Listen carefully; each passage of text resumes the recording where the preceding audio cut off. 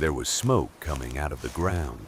That was the detail Harlan Briggs could not shake loose from his mind, even weeks later, even after the storm had buried the memory of everything else under 3 feet of packed white silence. In the worst blizzard the Dakota Territory had ever seen, when the temperature had dropped so far below zero that the thermometer outside his mill had simply given up and frozen solid when the wind had screamed without pause for 72 hours and the people of Promise had huddled in their homes and prayed to whatever they believed in.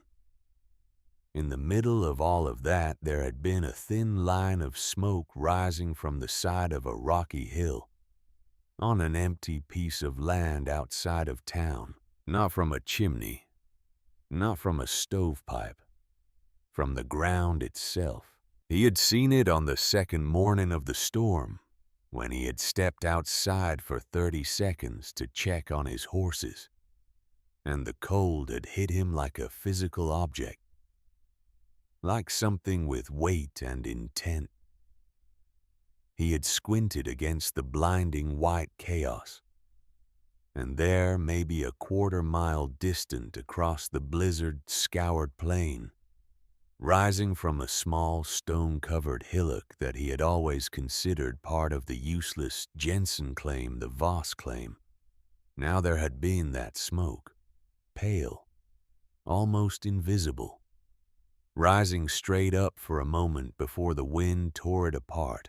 He had stood there, his face going numb, his eyes watering in the cold, staring at that impossible thread of gray.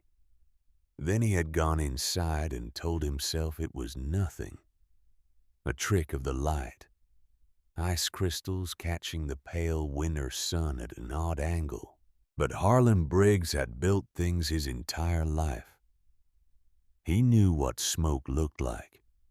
He knew what it meant.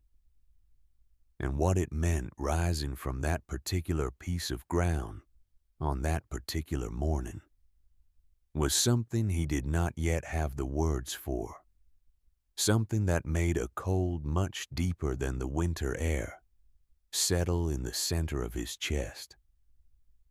That was January. This is August, 5 months earlier. The beginning. The heat of August in the Black Hills was not the wet, suffocating heat of the eastern states.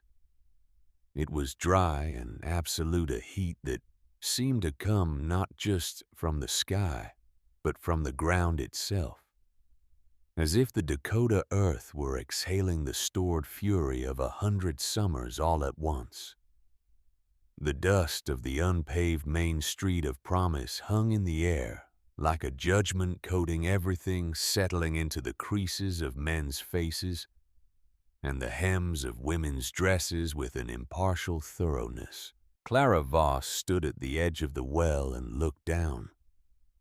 She had been standing there for a long time, long enough for the morning shadows to shift and shorten, long enough for the cicadas to begin their grinding, relentless chorus in the sparse grass around her, long enough for 2 different wagons to roll past on the road 100 yards away, and for the drivers of both to slow their horses and look at her, and for both of them to eventually click their tongues and move on. She did not look up.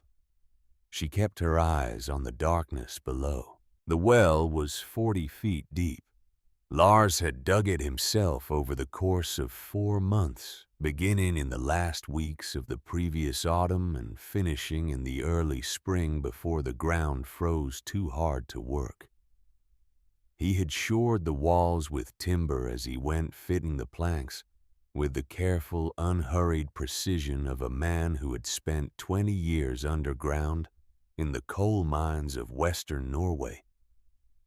A man who had learned that the earth's patience was longer than any man's, and that the only way to earn its cooperation was to work slowly and honestly, and with great respect. He had dug 40 feet. He had found no water. 3 weeks after driving the final shoring timber into place, Lars Voss had gone back down to check the bottom for signs of moisture, for the slight darkening of clay that might indicate water was near. He had taken his lantern and his hammer and his careful, methodical mind, and he had descended the rope ladder, and the earth had shifted, and the walls had moved, and a section of shoring that had seemed solid had simply failed. It had taken them most of a day to recover his body. They had buried Lars Voss in the small cemetery on the north side of Promise on a Tuesday in late April.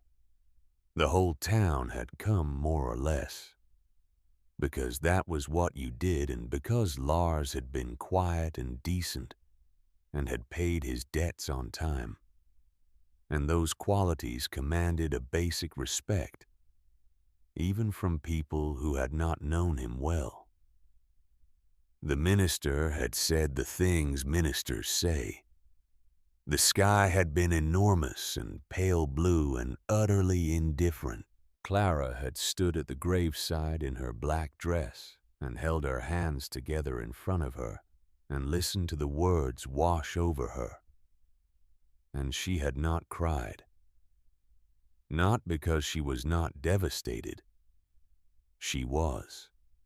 The grief sat inside her like a stone lodged in the chest, present with every breath impossible to shift.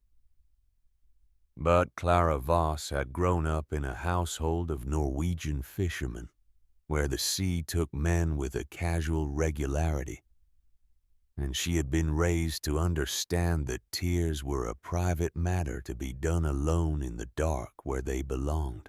She had wept plenty in the nights that followed. She wept in the small half-built shack that Lars had thrown up as a temporary shelter while he worked the shack that was already tilting slightly to the southwest, already admitting the wind through gaps in the boards that she stuffed with rags and that the wind extracted again the following morning. She wept in the darkness of that rattling, impermanent structure. And then she rose before dawn and made her coffee and went to work because there was always work, and because the alternative was to simply stop, and she was not built for stopping. But she had not yet figured out what work meant. Not really.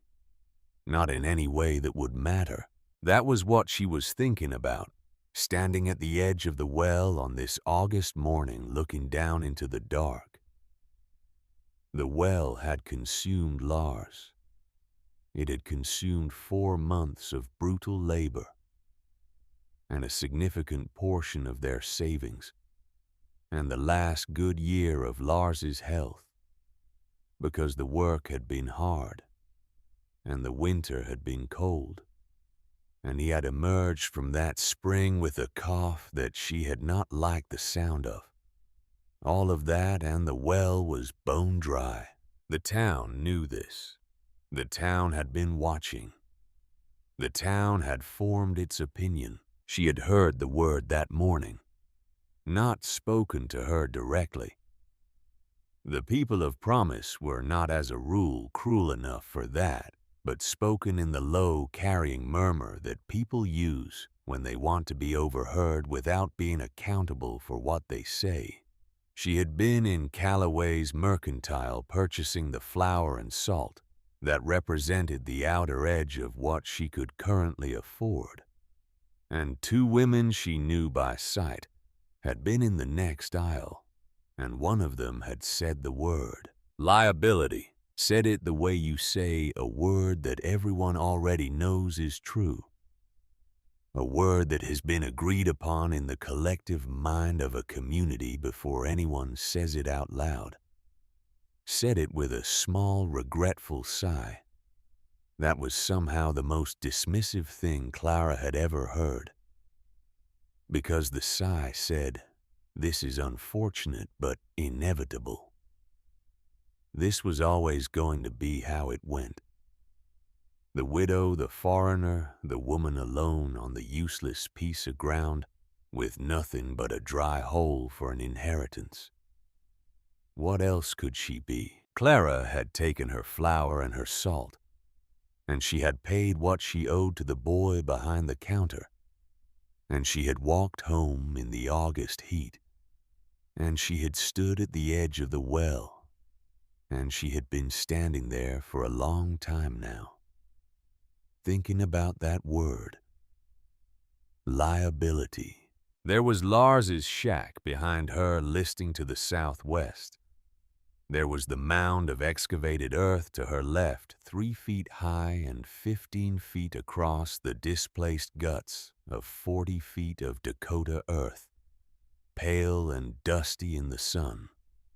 There was the windlass Lars had built solid and well made, the one piece of infrastructure that was not in immediate danger of collapse.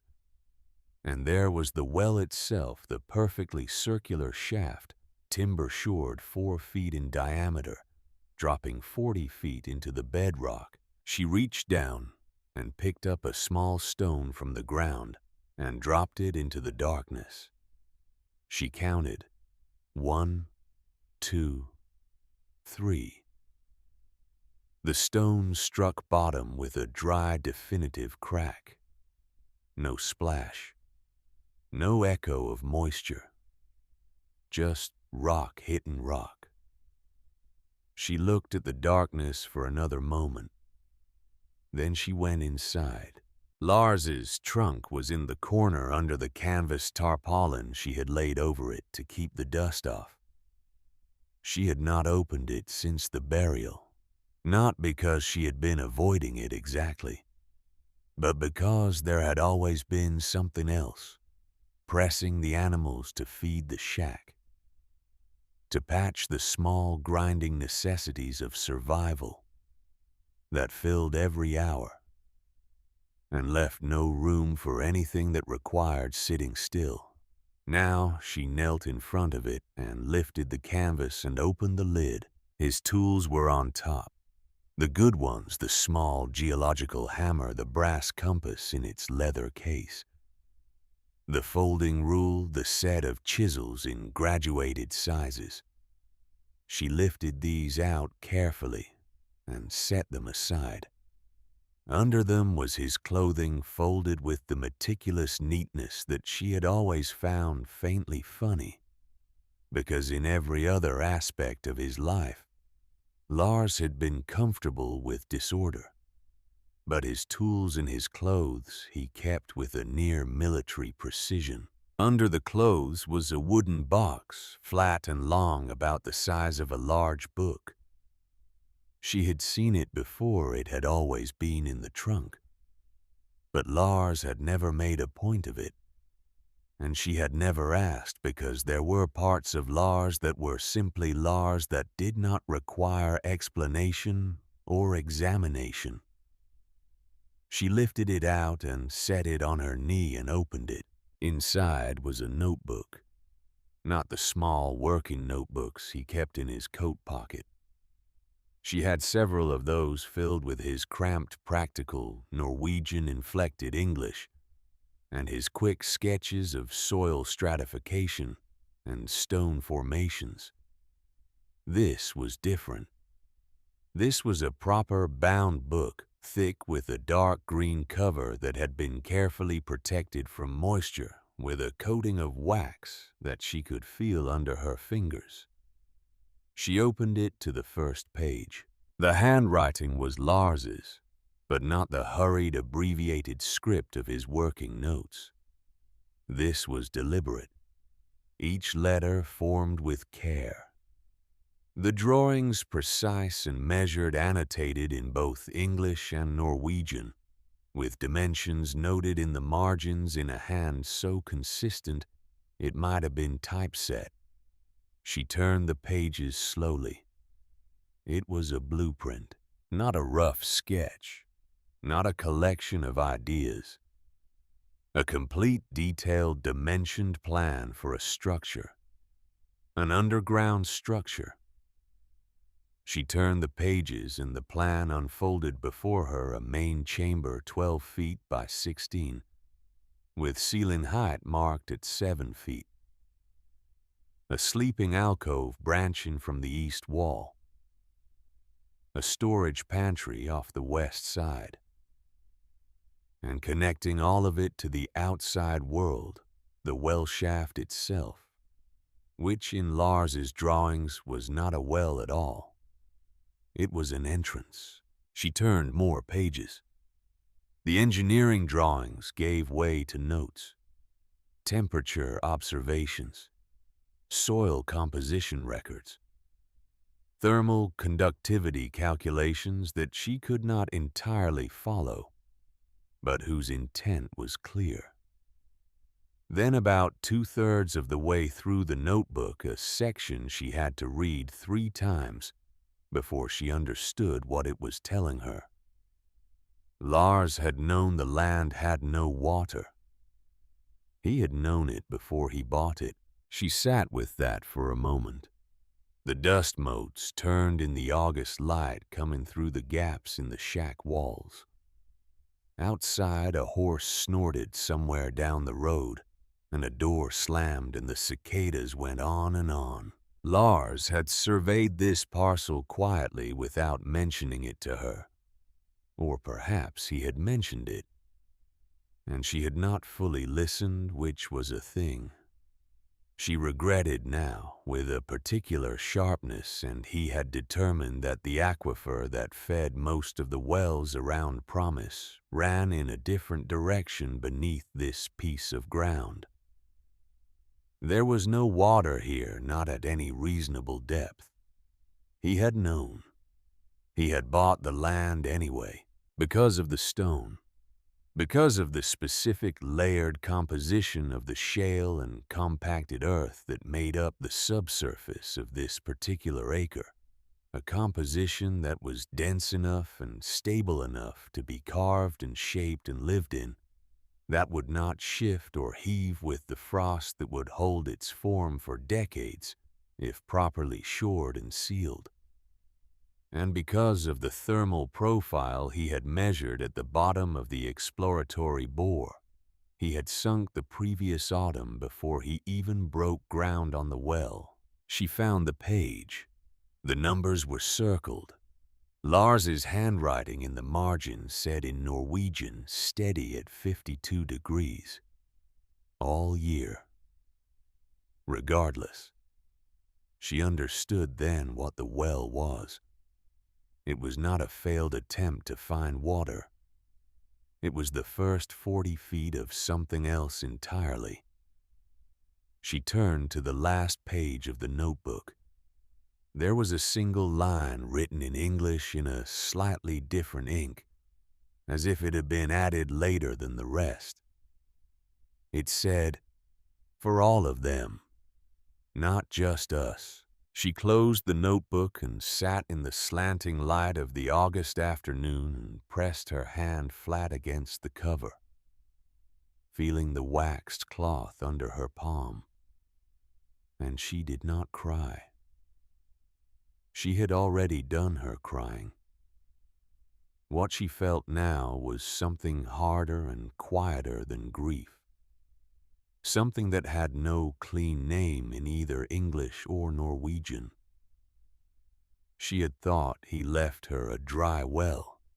He had left her a doorway. She did not go down that day. She needed to think. She needed to read the notebook again more carefully.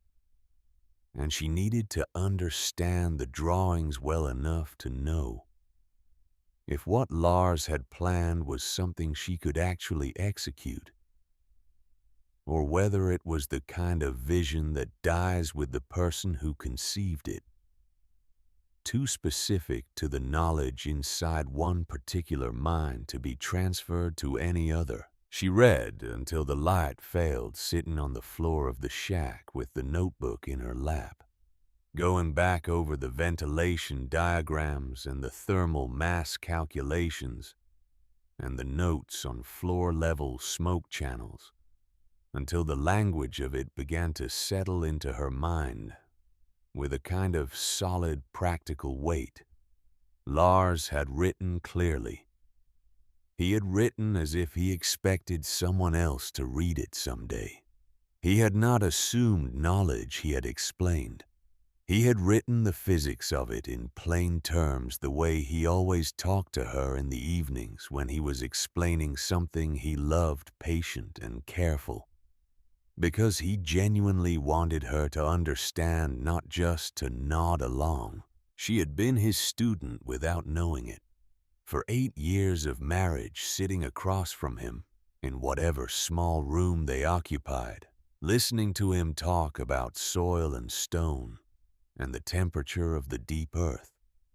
She had been taking in information that she had stored without knowing she would ever need it. She knew what thermal mass was. She knew what a convective loop meant. She knew she understood in her bones, not just in theory, that below the frost line the earth maintained a temperature that did not vary with the seasons. A deep, slow warmth that the surface world never reached and never disturbed. She knew because Lars had told her 100 times in 100 different ways that the surface world was a frantic, shouting thing burning hot in summer and killing cold in winter, exhausting itself in its own extremes. And she knew that 40 feet below that frantic surface, there was a different country entirely. Quiet, stable, patient. A country where the temperature was what it was and would be the same tomorrow, and the day after that, and all the days to come, regardless of what the sky was doing. She set the notebook down and looked at the far wall of the shack, where the wind was already finding its way through the boards, and she thought about what it meant to build something that fought the weather versus something that simply stepped aside and let it pass. The next morning, she heard boots on the hard ground outside before she saw who they belonged to. She had been outside since before dawn, studying the landscape with the notebook in her hands, trying to orient Lars's drawings against the actual contours of the land, figuring out where the ventilation shaft would need to exit relative to the main entrance. The boots belonged to a man she knew by reputation, more than acquaintance. Harlan Briggs was not a man you knew casually. He was a man you were aware of the way you were aware of a large piece of furniture, in a room always present, always taking up a fixed and significant amount of space, always establishing the terms of the arrangement around him, rather than accommodating himself to anyone else's terms. He was 52 years old, broad through the shoulders with a face that had been weathered by Dakota winters into something resembling carved wood, functional, hard-resistant to decoration.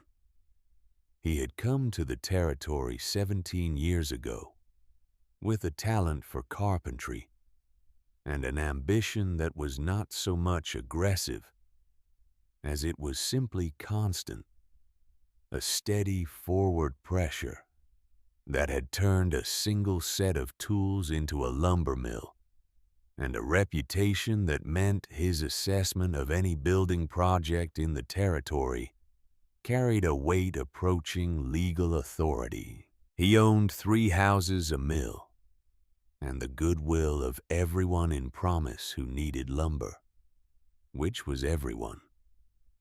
He had built the church and the schoolhouse and the mercantile and half the homes on the main street, and he had done it well, and he knew he had done it well, and his confidence in his own judgment about what constituted a sound structure was not arrogance so much as it was evidence-based certainty. He stood at the edge of her property, his hat in his hands, his expression arranged into something that was meant to communicate concern.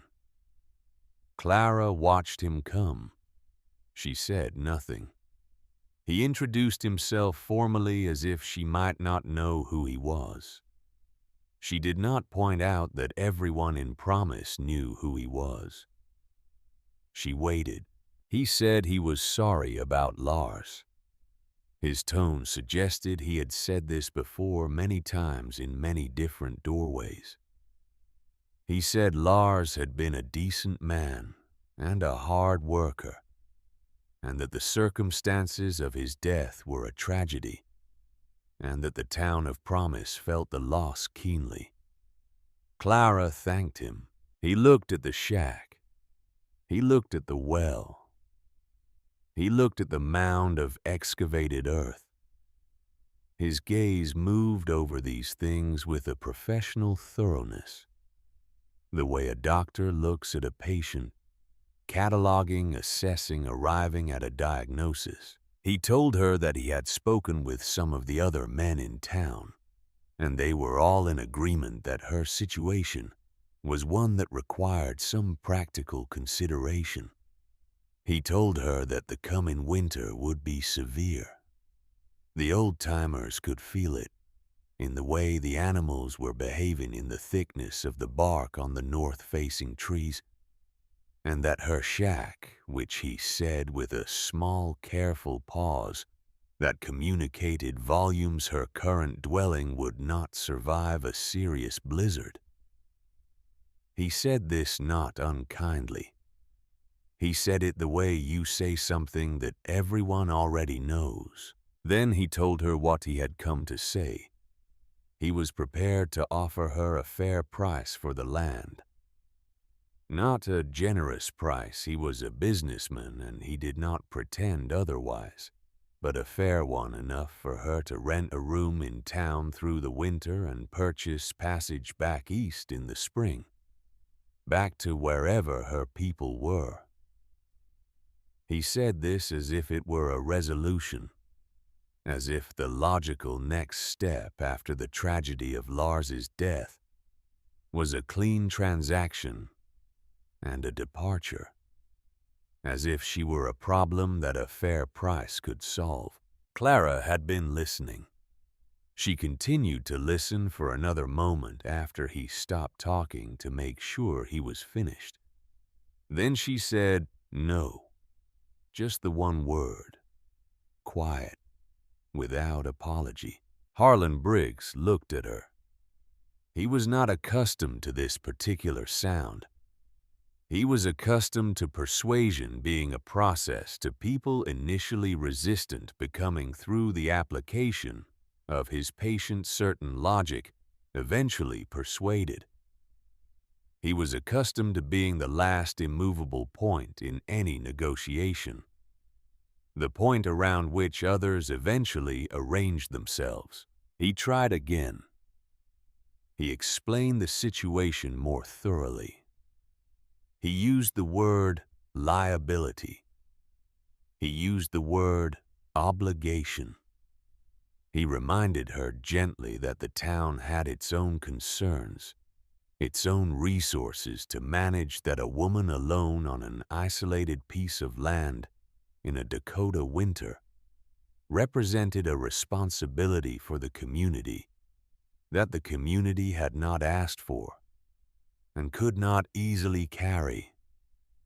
Clara picked up her shovel, not in a threatening way. She simply reached down and picked it up, because she had left it leaning against the windlass and she needed it. And the conversation with Harlan Briggs had reached the end of what it had to offer her. She told him she would keep the land. She thanked him for his concern. She turned back to the well. After a moment, she heard his boots on the hard ground walking away. She did not watch him go. What she did not know, and would not learn until much later, was that Harlan Briggs did not go back to his mill and put the matter out of his mind. He went back to the mercantile and the blacksmith and the post office and the various places where the men of promise gathered to discuss the business of the community. And he told them what had happened.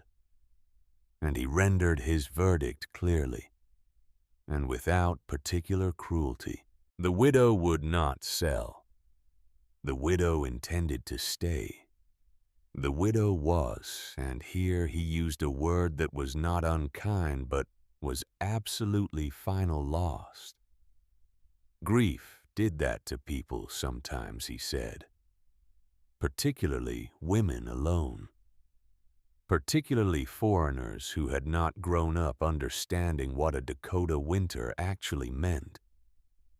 She would learn, he said.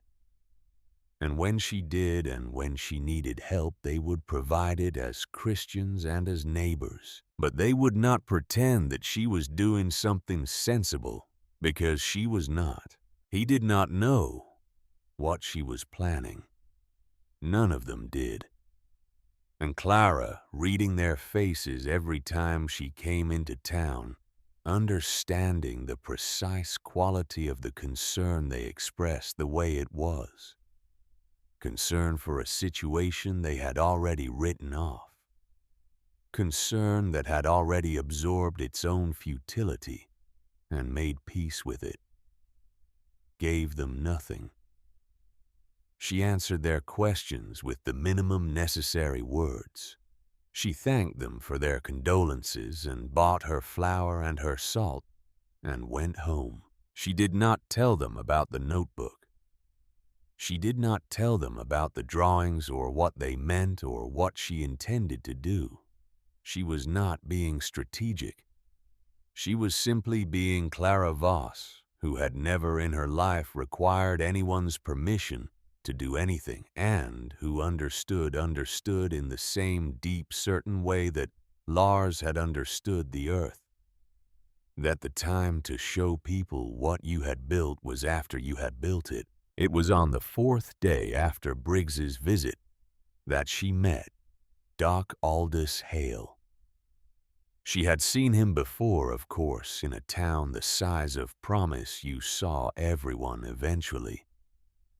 But she had not spoken with him at any length. He was 63 years old, the sort of man who had clearly been lean his whole life and had arrived at old age without the softening that came to most men of his generation.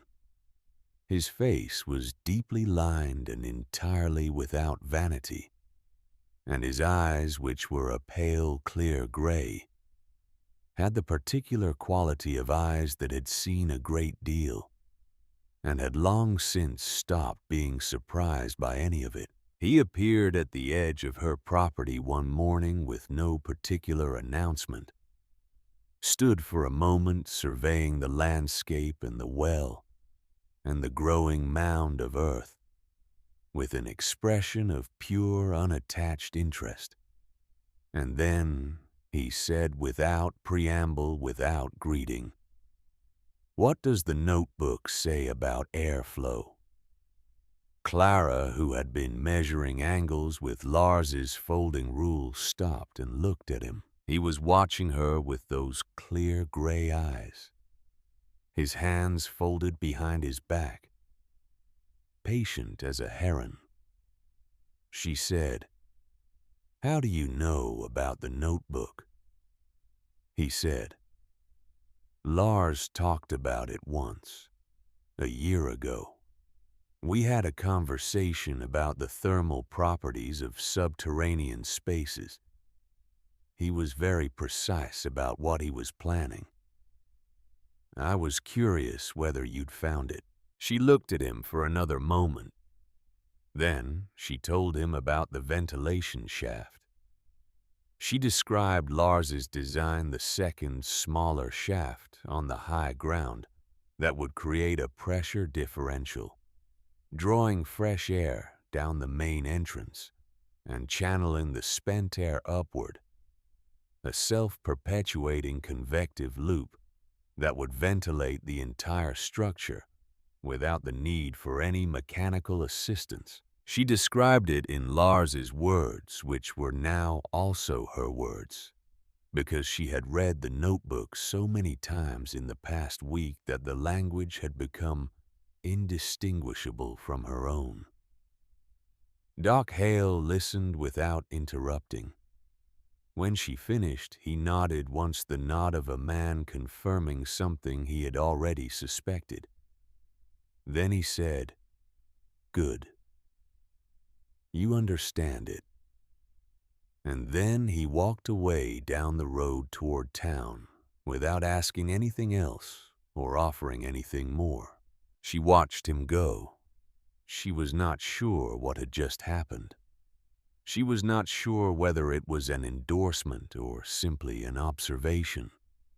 But something about the plainness of it, the complete absence of the performance of concern that characterized every other interaction she had, in promise, felt like the closest thing to respect she had encountered since Lars died. She went back to her measuring. She began the excavation on a Monday. The physical reality of digging a home out of the earth is not something that lends itself to romance. It is heavy, repetitive, monotonous work that involves the same sequence of movements repeated hundreds of times per day. The bite of the shovel into the earth, the lift, the pivot, the drop into the bucket, the reset. The body finds its rhythm and the mind goes somewhere else or empties entirely, and the hours pass in a kind of deliberate, muscular blankness. Clara worked from first light until the light failed. She filled the bucket. She cranked the windlass. She walked the bucket to the mound and emptied it. She walked back. The mound grew.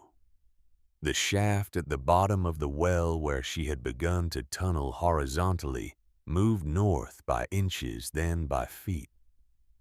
Her hands blistered, and the blisters broke and the skin underneath hardened into something that barely registered the wooden handle of the shovel anymore.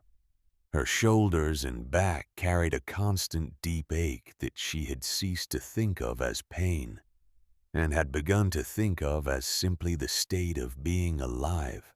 The town watched. She was aware of them watching without making much of it.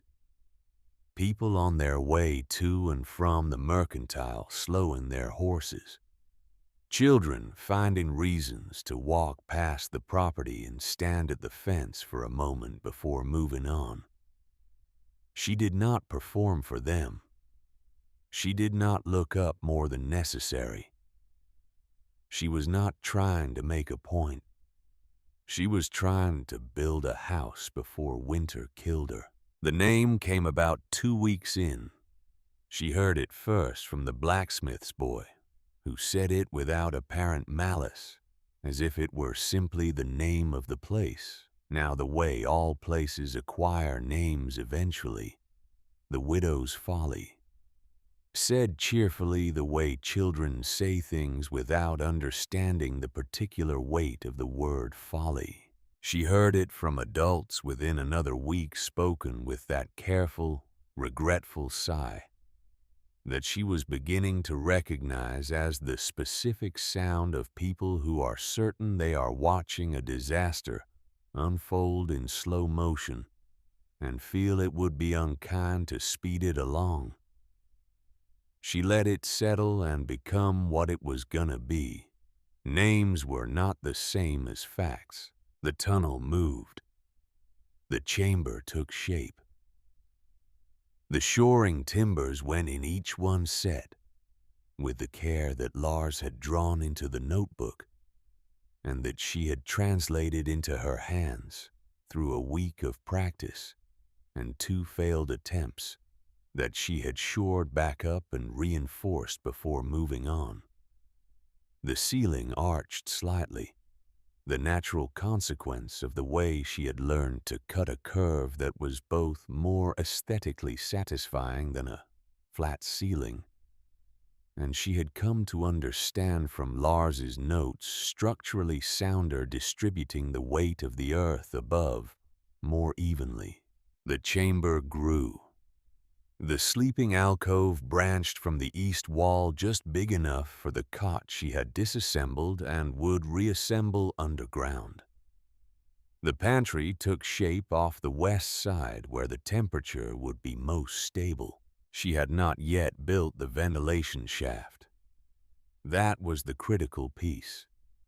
That was the engineering that would determine whether her home breathed like a living thing or suffocated like a sealed room. She was leaving it until she had the main structure solid, because if the ventilation shaft failed, she needed the main chamber to already be strong enough to survive while she fixed it. On an evening in late September, the aspens on the hillsides above Promise had turned the specific burning gold that they always turned before the first frost, and the air had begun to carry the first suggestion of the cold that was coming. She climbed down the rope ladder into the main chamber, lit her lantern, and stood in the space she had made. The ceiling was 7 feet above her head. She could stand fully upright, and her hair did not brush the stone. The walls were smooth-carved shale, firm and solid to the touch, cool in the way that deep things are cool, a fundamental coolness that had nothing to do with winter or wind or the state of the sky above. There were no drafts. The air was still and clean and smelled of stone and turned earth, a smell that was not unpleasant. That was, in fact, the oldest smell in the world. She held the lantern up and turned, slowly examining the chamber. Lars had measured the temperature at the bottom of the well at 52 degrees. In the wider chamber she had carved, the temperature would be slightly higher, because the larger volume of still air would retain the radiant warmth from the surrounding earth more effectively. She could feel it. Not warm exactly by the standards of a heated room, but not cold. Not the killing cold of a Dakota winter. Something in between, something stable and ancient and utterly indifferent to what was happening on the surface. She pressed her hand against the east wall. The stone was cool beneath her palm, but not frigid. There was something in the contact that she had not expected, the sense of being held rather than exposed, of having something on all sides. That was not the wind, not the sky, not the vast indifferent prairie that pressed against the walls of the shack above and worked at the gaps with a patient seasonal determination. She stood there for a moment with her hand on the wall and thought about the word that Harlan Briggs had left on her property like a stone liability. She thought about the winter that was coming, about the wood it would take to keep the shack above her livable wood. She did not have wood she could not afford, wood that would be consumed by any serious fire at a rate that would exhaust her supply within weeks. She thought about the wind that would find every gap in the boards and fill the interior with a cold that could not be managed, only endured. She thought about the women in the eastern cities who had read about the Dakota frontier in newspapers and imagined something heroic about it.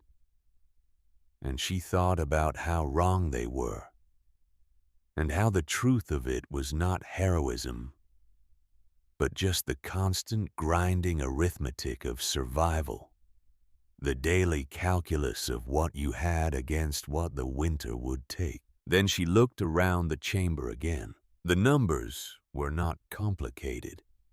The earth around her was 40 feet deep and extended in every direction for as far as she could dig. Its thermal mass was effectively infinite. It would not lose its stored heat in a single cold night, or a single cold week, or a single cold month. It had been holding this temperature since before anyone alive had been born, and would go on holding it after everyone alive was gone. To heat this space to a genuinely comfortable level would require almost nothing. A small stove, a fire the size of what you'd build to cook a meal burning for an hour or two in the morning and again in the evening. While above her, Harlan Briggs would spend the winter feeding a fireplace that devoured wood like a furnace and produced in return a small radius of warmth and a room full of drafts. She was not angry at him. She did not feel the particular hard satisfaction of anticipated vindication. She felt something quieter than that, something closer to the steady, factual calm that she had heard in Lars's voice whenever he talked about the deep earth, the tone of a man who had long since moved past the need to argue about what was true and had arrived at the comfortable certainty of someone who simply knows. She climbed back out of the well. The stars over Promise were immense in the way that stars in the Western Territories were immense, filling the sky from one dark horizon to the other with a density that city people found either magnificent or terrifying depending on their relationship with the infinite. The air had the bite of coming autumn in it now, a clarity that was pleasant for the moment, but that would soon become something much less pleasant. She stood at the rim of the well and looked at the sky for a moment, and then she looked at the small tilting shack that had been her home for 8 months. And then she looked at the excavated earth piled around the well like a loose crown. Tomorrow she would begin the ventilation shaft. Tonight she went inside and lit the lamp and opened the notebook to the ventilation drawings, which she had read 50 times already. And she read them again. Because the ventilation shaft was not simply a hole in the ground. It was the difference between a shelter and a death trap.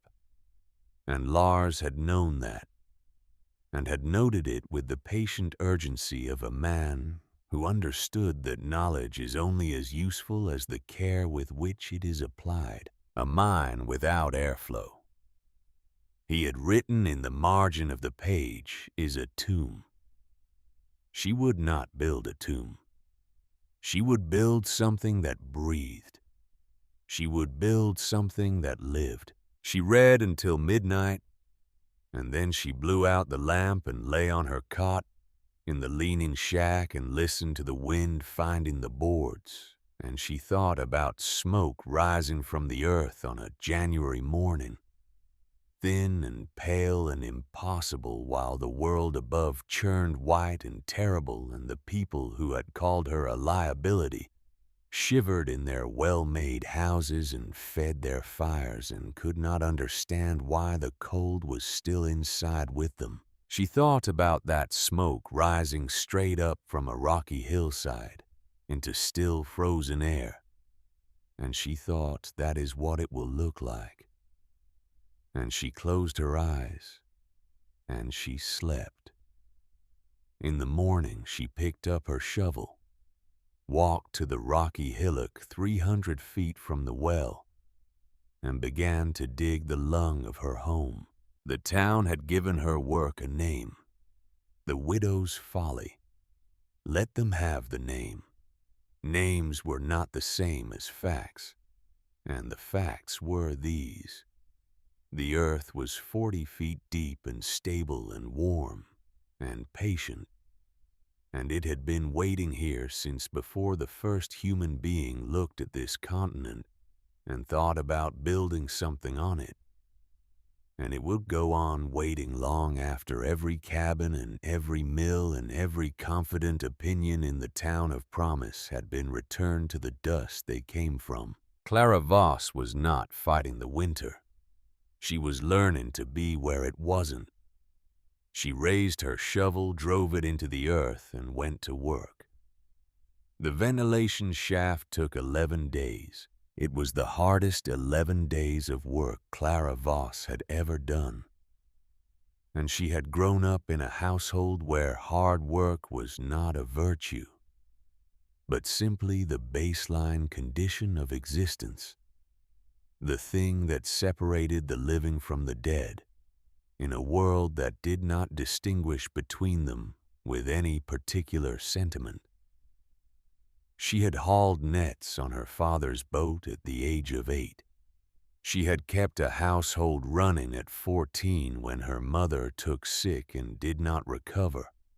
She understood labor the way some people understand language, not as something learned, but as something absorbed, as natural as breathing, as necessary as sleep. But this was different. The rocky hillock that Lars had marked on his drawings as the exit point for the ventilation shaft was 300 feet from the wellhead, and it rose approximately 30 feet higher than the level of the main entrance. This elevation difference was not incidental. It was the entire principle.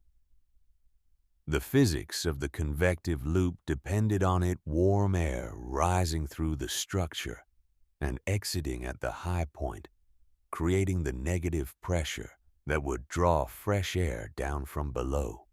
Lars had chosen this site with the same methodical care he had applied to everything, had measured the grade and calculated the differential and marked the precise spot with a flat stone that was still there. When Clara arrived with her tools on the first morning, she dug the surface shaft first, 2 feet in diameter, stone line dropping 8 feet into the hillside at a careful angle. The stone lining was the painstaking part. Each piece had to be fitted against its neighbors, without mortar, relying on careful selection and patient arrangement to create a surface that would resist collapse while remaining permeable enough to allow airflow. Lars's drawings showed the technique in detail, a dry stone method he had learned in the Norwegian mines, and Clara followed the drawings with the same concentration she had been bringing to everything for the past weeks. The focused attention of someone who cannot afford the luxury of doing anything twice. The town watched this too.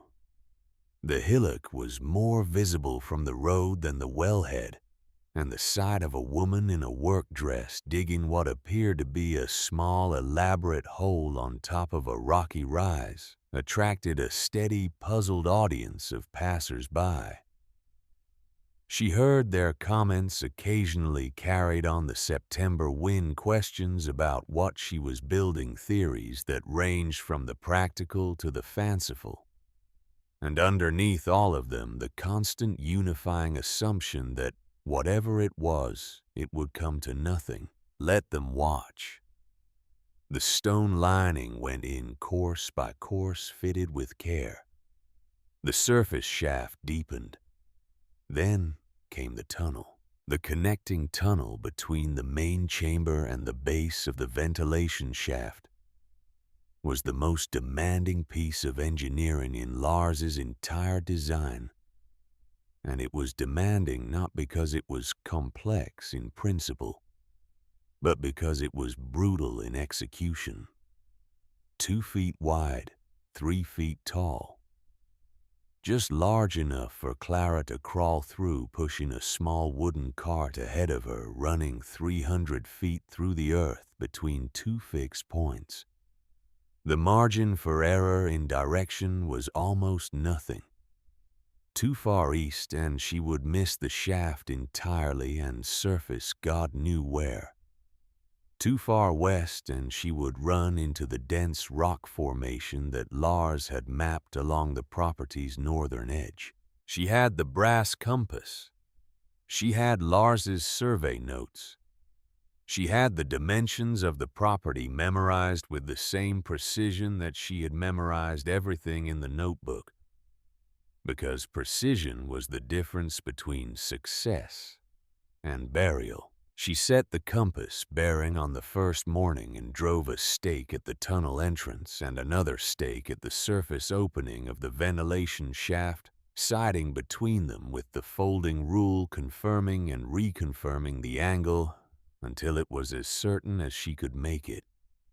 Then she got down on her hands and knees and began. The darkness in the tunnel was absolute. The lantern threw a small determined circle of yellow light that illuminated the immediate foot or two of earth and stone ahead of her, and nothing beyond. She worked in that circle, expanding it inch by inch, checking the compass every 3 feet, adjusting her angle by the smallest measurable increments, pushing the dirt cart out to the main chamber, and then crawling back in. The tunnel smelled of turned earth and cold stone, and the particular smell of her own exertion. And the sound was the sound of her breathing and the scrape of the cartwheels, and nothing else at all. She did not allow herself to think about the earth above her. That was the rule she set on the first day, and enforced with the same regularity she applied to checking the compass. You thought about the 2 feet immediately ahead. You thought about the angle of the compass needle. You thought about the depth of your next cut. You did not think about the weight of everything above. Progress was slow. Some days she advanced 4 feet. Some days when she encountered a seam of harder stone that required the chisel and the hammer and twice the effort. For half the result, she advanced 2 feet. She kept a tally in pencil on the tunnel wall, a small mark every foot. And in the evenings, she sat in the main chamber and counted the marks and subtracted from the distance remaining. And the number that resulted was always still too large. And she set it aside and went to sleep. It was on a Thursday in early October, on what she estimated was the 120th foot of tunnel, that she ran into the rock. She had known there was a possibility of this. Lars's survey notes mentioned a harder stratum in the northern section of the property, a denser formation of compacted shale that he had marked with a cautionary notation in the margin. Possible obstruction, assess and route accordingly. She had read this note and absorbed it and filed it as a contingency, and moved on because there is a limit to how much you can prepare for things that have not yet happened. And worrying about the rock before she reached it would have consumed energy she needed for the 100 other problems that were already real. Now the rock was real. She lay on her stomach in the lamplight and examined it. It was a solid face of dense gray-black stone that extended across the full width of the tunnel, and as far as she could tell by working the chisel along its edges, a considerable distance in both directions. Not shale which she could work, not compacted earth which she could work. Something older and harder. Something that had been here since before the Black Hills. Were hills. Something that had made its peace with the universe.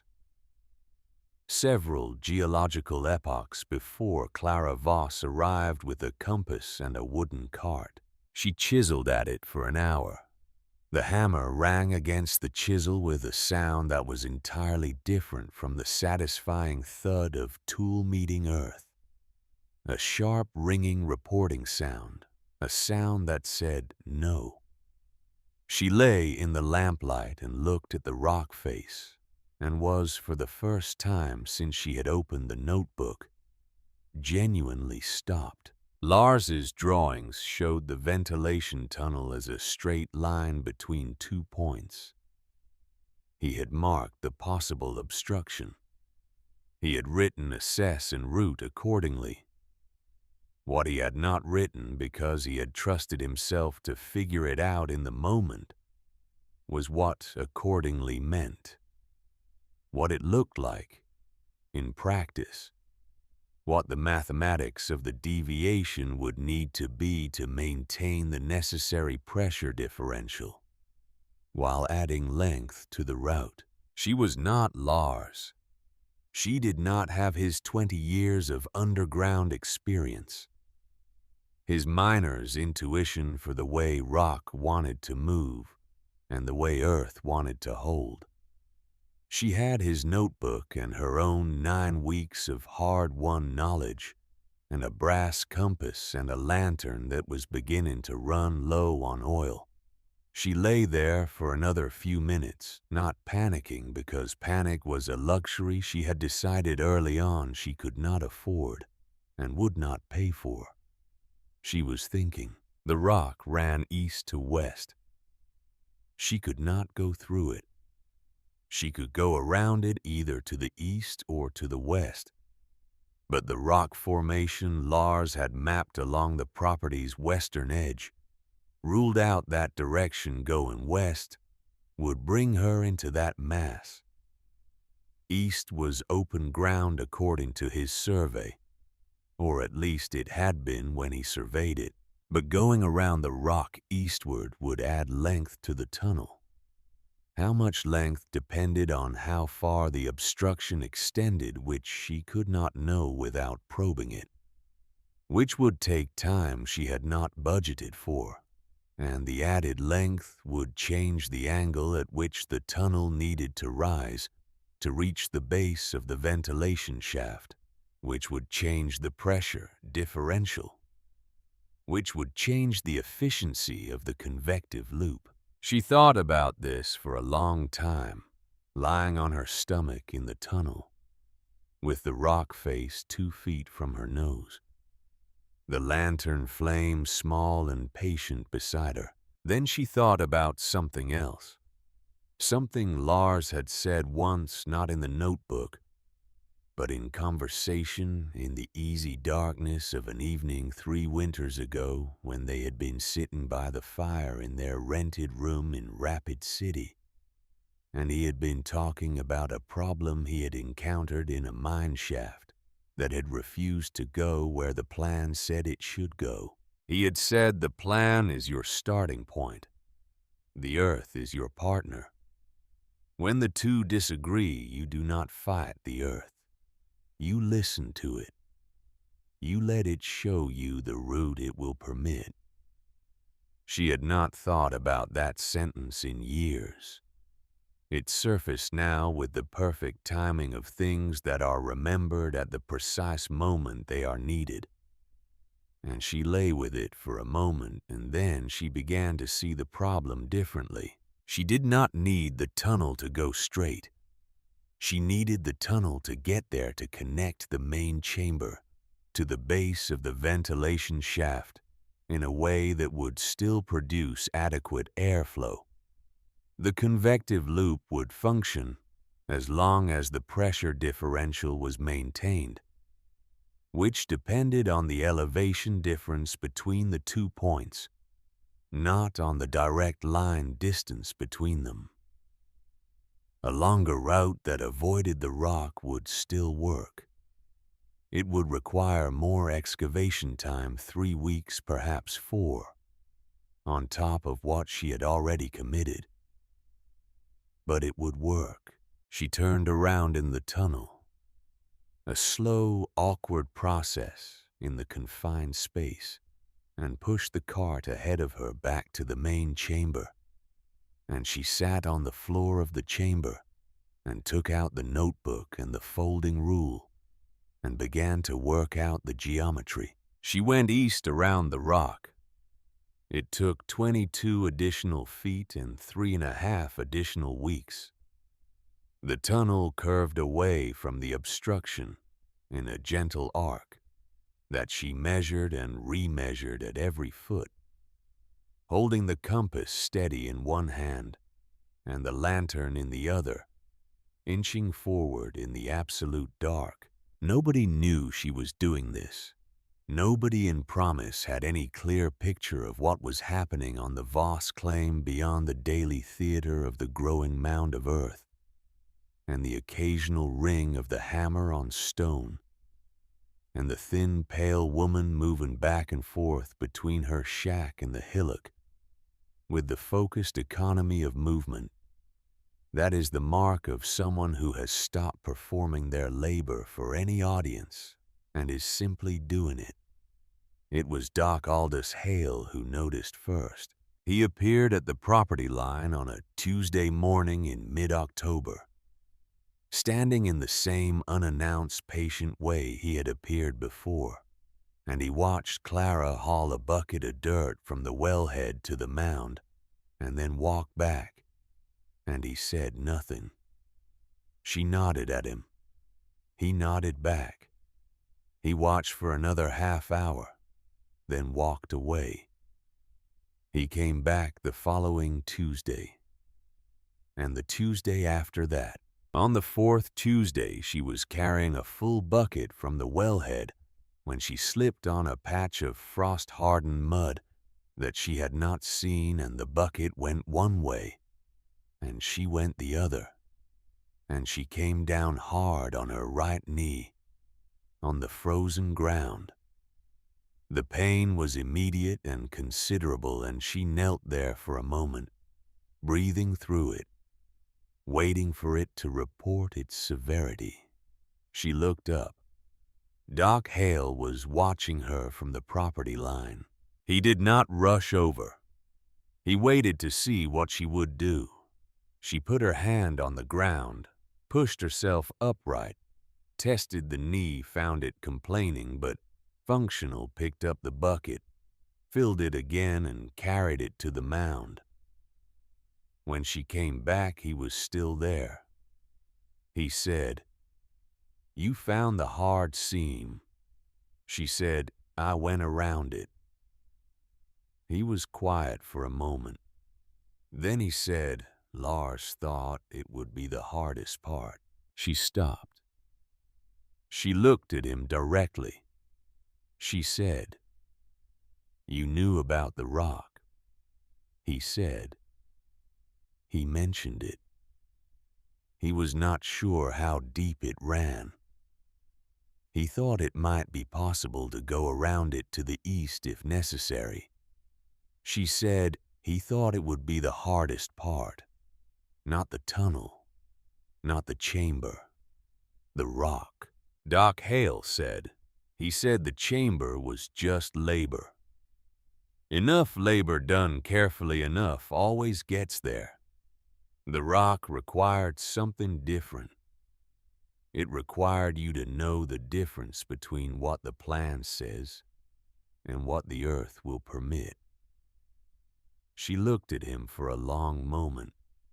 The October sky behind him was a cold, bright blue. The blue of a sky that has decided it is done with warmth and is moving on to other business.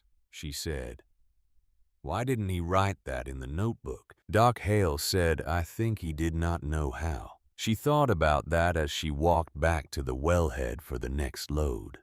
She thought about Lars writing in the notebook with his careful, precise hand, transferring everything he knew about thermal mass and convective loops and smoke channels into language clear enough for someone else to follow, and stopping at the rock. Because the rock was not engineering. The rock was something more fundamental than engineering. It was the thing that happened when the plan met the world, when the idea met the reality, when what you intended to do encountered what the earth would actually permit. You could not write that down. You could only do it. She had done it. She had found the route the earth would permit, and she had taken it. And she had not asked Lars's notebook for permission. She thought maybe that is the real inheritance, not the plan. The willingness to deviate from the plan when the plan cannot hold. She was thinking about this when Harlan Briggs rode up. He came on horseback this time, his big gray gelding picking its way carefully around the mounds and the scattered tool handles, and he dismounted with the fluid ease of a man who had been riding since before he could reliably walk. And he stood in the October cold, with his coat buttoned to the throat, and his expression arranged as before, into something meant to communicate concern, but communicating beneath that, something considerably less generous. He looked at the mound of earth which was now substantial 4 feet high, and spreading out from the wellhead, in all directions a pale, loose hill of excavated Dakota. He looked at the hillock. He looked at the shack which had been further damaged by an early autumn windstorm, and was now listing at an angle that even casual observation would identify as structurally improbable. He said, "The first real snow is 3 weeks out. Maybe 4 if the weather's charitable. It won't be." Clara said, "I expect not." He said, "Your shack won't make it to November. You don't have cordwood. Whatever you've been digging down there, you can't live in it." She said, "I can." He looked at her. The patience in his expression was wearing through to something else now, something that had to do with his own investment in what was happening here. She understood, looking at his face, that this was not simply concern for her welfare. It had stopped being that if it had ever been that. This was something a man did when his public assessment of a situation had become indistinguishable from his personal reputation, when being wrong about her had become the same thing as being wrong about everything. He had told the town she would fail. He had rendered that verdict clearly and without equivocation in the mercantile and at the mill and wherever men of the territory gathered to assess and discuss. He had said, "The widow is lost." He had said it with the certainty that came from a lifetime of knowing exactly what worked and what did not, from having built 100 structures in this territory and having learned through that accumulation of experience what the land required and what it refused. He was a good builder. She did not doubt that. She had seen his work, the church, the schoolhouse, the houses on the main street, and it was honest work, square and solid, and built to last. He was right about almost everything he had ever built. He was wrong about this. He said, "When you fail and the cold comes hard this year, I can feel it in the way the animals are moving, in the way the sky looks in the afternoon. When that happens, the town will have to deal with the consequences. We will have to send men out to deal with the situation. That is a cost that falls on all of us." She said, "Don't send anyone." He said, "I beg your pardon." She said, "When the snow comes, don't send anyone. This is not the town's problem. It is not your problem. Don't send anyone." He looked at her for a long time. The gray gelding shifted its weight and breathed visibly in the cold air, 2 columns of vapor from its nostrils. He said, "I am a builder. I have built everything worth building in this territory. You are digging a hole." She said, "You build on the surface, Mr. Briggs. You build boxes that sit on top of the earth and argue with the weather until one of them wins. I am not arguing with the weather." He said. "And what are you doing?" she said. "I am going to a place it doesn't reach." He stared at her.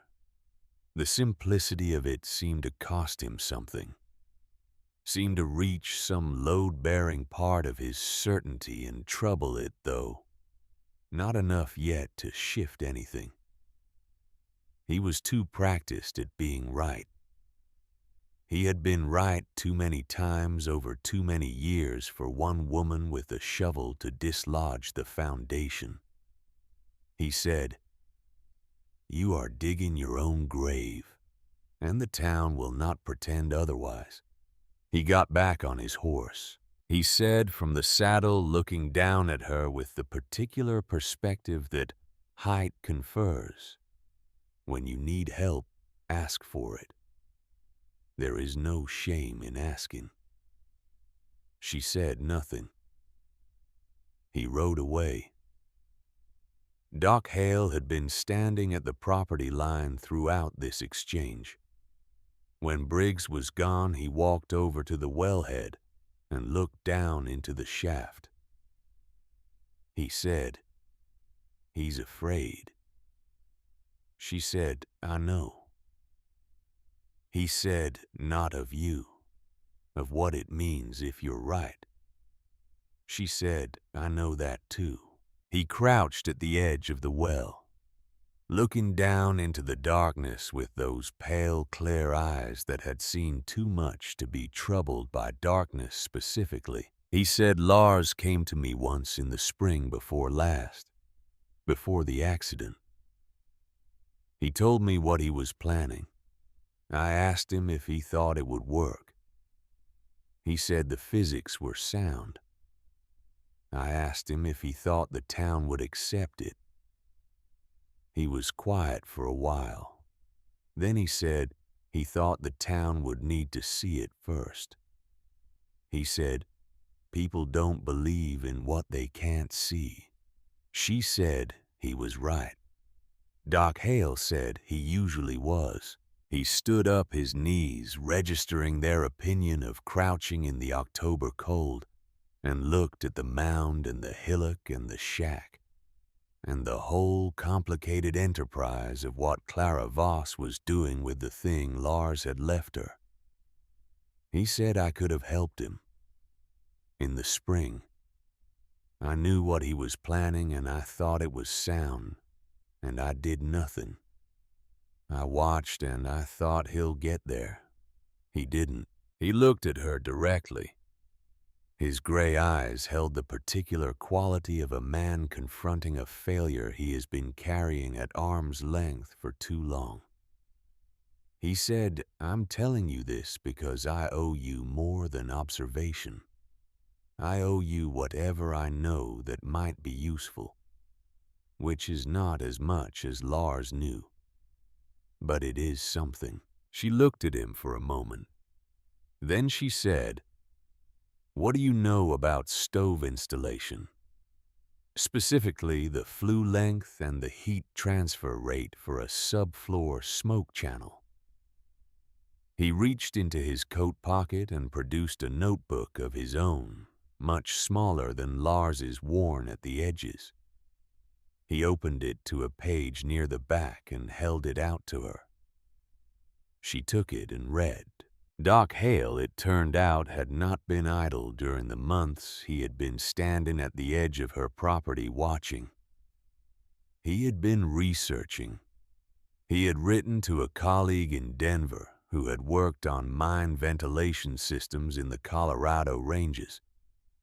He had corresponded with a professor of natural philosophy at a university back east who had published papers on the thermal properties of subterranean environments.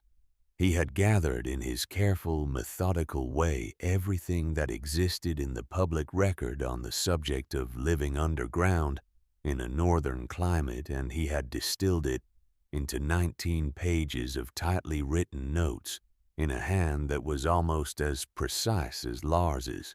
She read the pages that evening by lamplight, sitting in the main chamber with the notebook in her lap, and the stillness of 40 feet of earth around her. Some of what he had written she already knew from Lars's notes. Some of it was new refinements, adjustments, specific calculations for their climate and their latitude that Lars had not had access to. One page in particular, on the heat distribution characteristics of a long subfloor smoke channel, contained a detail that made her sit up and read the paragraph 3 times. Lars had planned the smoke channel at 30 feet. Doc Hale's research suggested that at their latitude in their specific thermal conditions, 40 feet would increase the heat transfer efficiency by nearly a third, while reducing the wood consumption proportionally.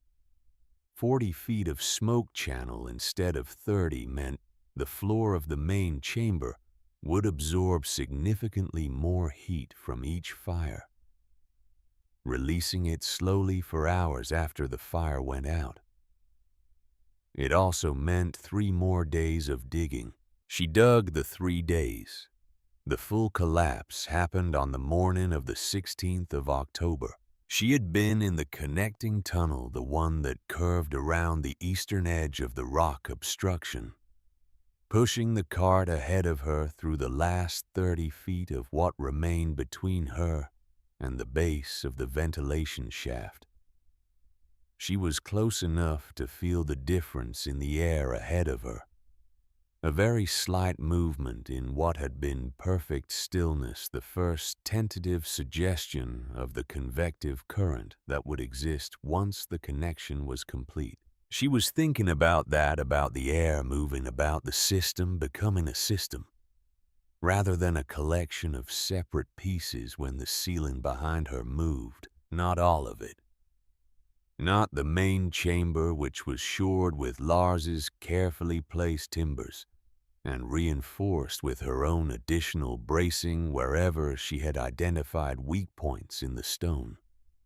The collapse was in the connecting tunnel in a section she had passed through 100 times without incident, where the earth above had been presenting a stable face for weeks and had apparently been making a private decision the whole time. She heard it before she felt it.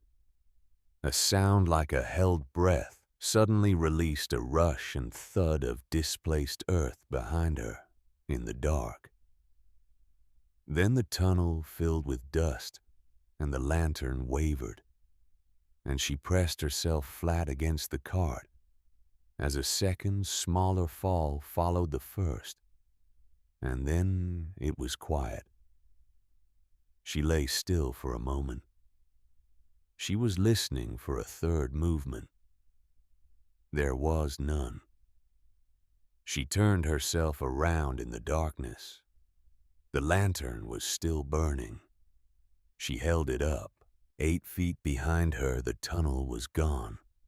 Not partially blocked, gone, the ceiling and walls having come down together to fill the space with a solid mass of packed earth and fractured stone that looked in the lamplight entirely impassable.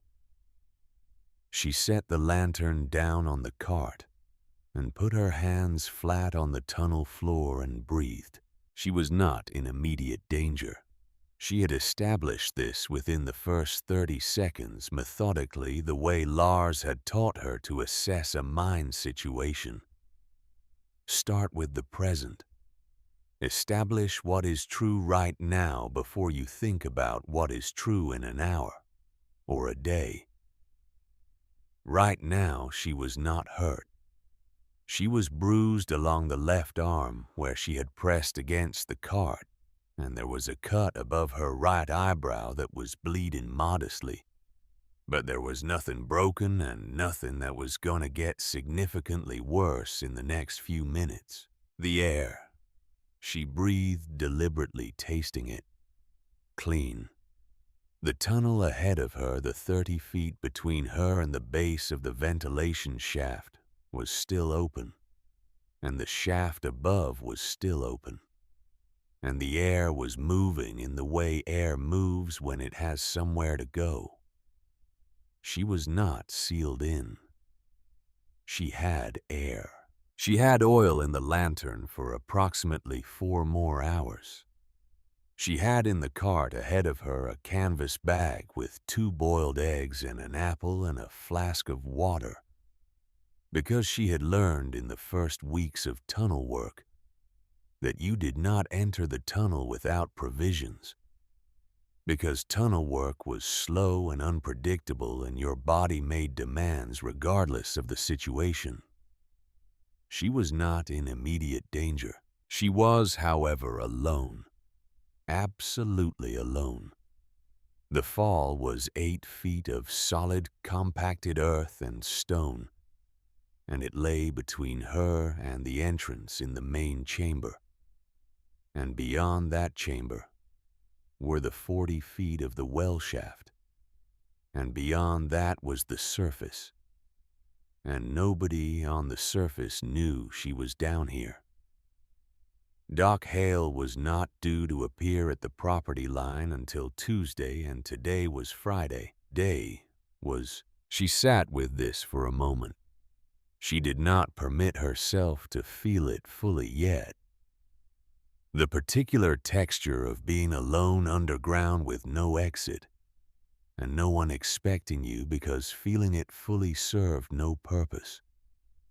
She would feel it later when she was out. Right now, she needed to think. The fall was 8 feet. She had cleared 12 feet of harder material in the tunnel around the rock obstruction. 8 feet was not nothing, but it was also not impossible. The question was the composition of the fallen material. If it was mostly loose earth, she could clear it relatively quickly. If it was dominated by the larger stones from the ceiling fracture, it would take longer and carry more risk of secondary collapse. She took the lantern and crawled to the edge of the fall and examined it carefully. Mostly earth-dense and packed with stone mixed through it, but not dominating. The ceiling above the fall had fractured cleanly. She could see the break line, and what remained above looked stable. The collapse had been a discrete event, not the beginning of a progressive failure. This was the assessment she needed. She began to dig, not frantically, not in the panicked, exhausting way of someone trying to claw their way out of fear. She dug the way she had been digging for 2 months, methodically, with economy of movement, taking the material in manageable amounts and packing it behind her in the tunnel to clear the working space. She pushed the cart back and forth, filling it with the fallen earth, moving it to the 30 feet of open tunnel behind her, dumping it going back. The lantern burned down. She had estimated 4 hours of oil. She was approximately right. When the flame began to gut her, she had cleared perhaps 5 of the 8 feet. She let the flame die rather than try to conserve it. The decision about whether to work in the dark or to stop working was a real decision. Not an obvious one, and she made it deliberately. She sat in the total darkness for several minutes, feeling the quality of it, assessing whether she could work in it. She could. She knew the dimensions of the tunnel by feel now. She knew the texture of the loose earth and the harder stone by her hands. She had the compass, which was useless in the dark, but which she held anyway, the brass warm in her palm. A connection to Lars through the simple fact of the object, the most practical comfort available. She worked for another 6 hours in the dark. Her sense of time was approximate. Her hands told her what the lantern would have told her. When she felt the change in the material, the transition from the fallen earth back to the undisturbed floor of the original tunnel, she stopped. She crawled forward. The floor was clear. She crawled further. The tunnel was open. She reached the main chamber on her hands and knees and sat on the floor and put her back against the wall and breathed. The chamber was dark, but not absolutely dark. A thin, precise column of light was descending from the well shaft. The gray October light of a cloudy afternoon, enough to see the shapes of things. She sat there for a while. She did not know how long. Then she stood up and climbed the rope ladder out of the well. Doc Aldous Hale was sitting on the mound of excavated earth with his coat buttoned and his hat pulled down against the wind. And when her head appeared at the rim of the well, he rose without particular urgency, as if this were an ordinary thing, and walked over and held out a flask of water. She sat on the edge of the well and drank. Her hands were trembling slightly. She noticed this with the detached interest of someone observing a weather event, and she set the flask on the rim so he would not notice, and he noticed and said nothing. She said, "How long?" "He said I came by yesterday morning. You weren't here. Your tools were here, so I waited. When you didn't come up by evening, He paused. I sat down. She said, "You didn't go for help." He said I didn't know what kind of help to go for. And I thought he stopped again. His gray eyes were very steady. He said I thought if anyone was going to come up out of that well, it would be you. She looked at him for a moment. The wind moved the dried grass around the base of the mound in slow waves. She said, "The tunnel collapsed 8 feet behind me. I cleared it in the dark." He said, "I know. I can hear it in your voice." She said, "The ventilation shaft. I was 30 feet from the connection when it happened. I need to go back and make the connection. Then the system will be complete."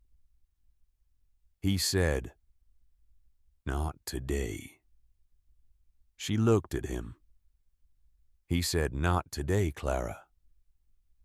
She sat on the rim of the well and let the October wind move over her and said nothing. He was right. Not today. Today she sat in the cold afternoon and drank his water and let her hands find their steadiness again. And she looked at the horizon, where the light was doing the particular thing that late afternoon light does. In the territories in October going golden and enormous and indifferent. And she thought about Lars in the dark of a mine tunnel 20 years ago in western Norway, learning by feel what the earth would and would not give. She thought, "I understand now. I understand what he understood. You do not earn the knowledge. You do not receive it. You go down into the dark, and you find it there.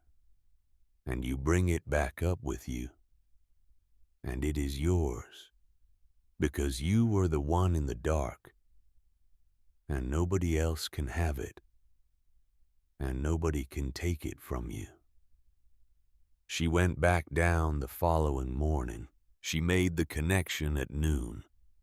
The shovel broke through the stone at the base of the ventilation shaft, and the air came through, not a rush, not a dramatic event, but a steady, quiet, persistent movement of fresh air from above. A gentle current that entered the tunnel and moved through the main chamber and rose up the well shaft with the patient consistency of something that understood it, had a long time to be useful. She stood in the main chamber and felt the air move over her hands. Clean air, moving air, breathing air. The system was complete. She installed the cast iron stove that week, fitting it into the corner of the main chamber, with the care of someone placing something permanent. The stovepipe ran not upward through a ceiling there was no ceiling to go through, only earth, but horizontally along the floor in the stone-lined trench she had carved during the last week of the excavation. 40 feet of subfloor channel that would absorb the heat of the fire's smoke before it exited into the base of the ventilation shaft. The floor above the trench, packed earth over stone over the channel, would become a radiant surface warm to the feet, releasing its stored heat for hours after the fire went out. She lit the stove for the first time on a Thursday in early November. She used less than half a bucket of wood. The fire burned for 40 minutes. Then she put it out and sat on the floor and waited. 2 hours later, the floor was warm beneath her palm. She sat in the warmth of her own making. Earned warmth, calculated warmth that would cost almost nothing to maintain through the longest winter the territory could produce.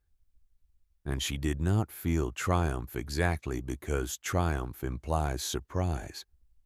And she had not been surprised. She had been working toward this with the certainty of someone following a course that they know to be true.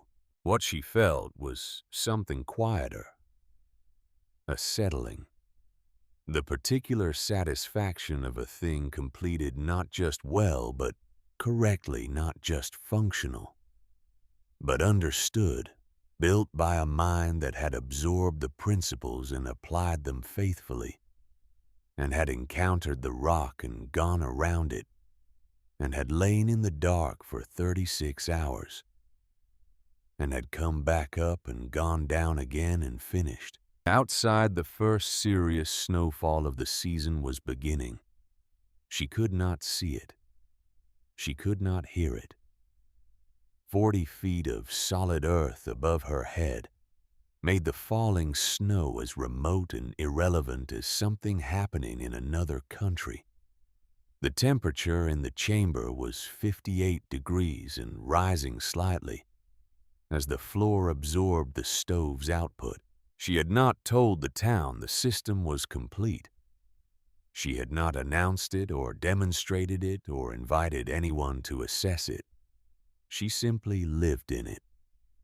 She moved her cot and her cooking things and her books down the well ladder.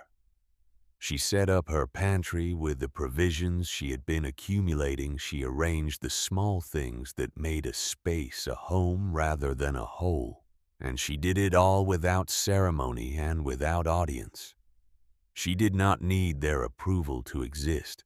On the evening before the first serious storm of November, she climbed up the well ladder and stood on the surface for a moment in the cold air, looking at the lights of promise a mile away, yellow and warm against the dark. And she looked at the shack that was now half collapsed and served as a storage shed for her tools. And she looked at the hillock where the ventilation shaft exhaled a barely visible warmth into the frigid air. Then she went back down. She lit the small stove. She made her supper.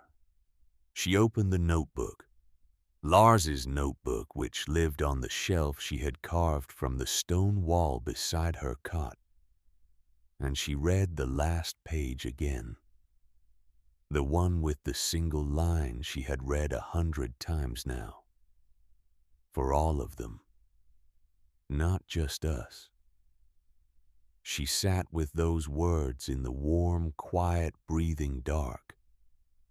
and she thought about what they meant and what he had intended and what she had understood and what she had not yet understood.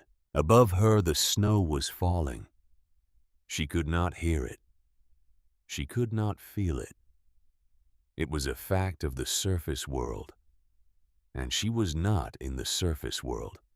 She was 40 feet down. She was home. The storm did not announce itself. That was what the old-timers would say afterward in the weeks and months of retelling that followed when the white hurricane had passed into the territory of legend. And every man in Promise had his own version of where he was when it hit, and what he did and how he survived. They would say it did not come like a normal storm. It did not build on the horizon, with the gradual, readable menace that gave a man time to get his animals in, and his wood stacked and his family gathered. It arrived the way a wall arrives when you walk into it in the dark, suddenly, absolutely, with no interval between the moment before and the moment after. On the morning of January the 3rd, 1884, the sky over the Black Hills was a brilliant, scoured blue, the kind of blue that made the snow on the ground look almost warm. By contrast, a blue so clear and precise that it seemed to promise something, seemed to say that whatever winter had been doing, it was finished now, or nearly so, and the world would begin its long turn back toward warmth. By noon, the western horizon had gone the color of an old bruise. By 2 in the afternoon, the temperature had dropped 20 degrees. By 4, the sky had become the storm, and the two things were indistinguishable, and the world had contracted to the distance a man could see with his arm outstretched, which was not very far at all. The wind came with the dark. It came from the northwest, from the place where the continent's cold is stored in the winter, where the air has never known warmth and has no interest in learning, and it came with the specific, purposeful fury of something that has been held back for a long time and has finally been released. It hit the town of Promise like a physical force, like something with mass and intention. And the buildings that Harlan Briggs and his contemporaries had built to withstand the Dakota winter registered their opinion of this force in the voices of their timbers and their walls, a deep, continuous protest of groaning wood and stressed mortar that went on for hours and did not stop.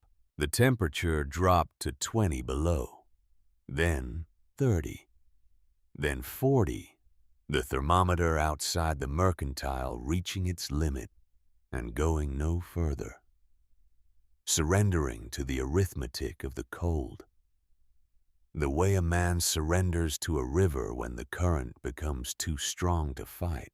With the wind, the effective temperature was something that none of the instruments in Promise were designed to measure, something that existed below the range of the available tools.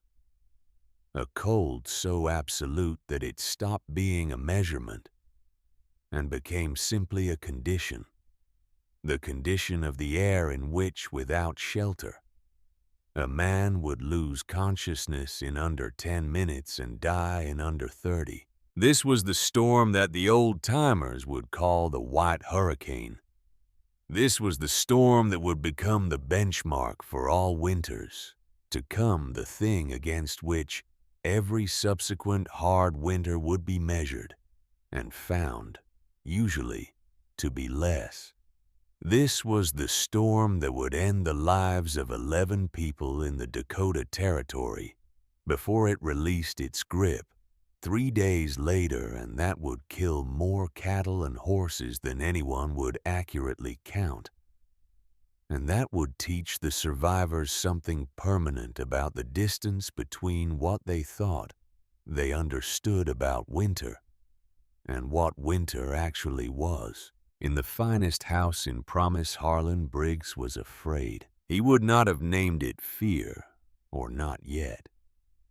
He would have named it concern or vigilance, the reasonable response of a capable man to a serious situation.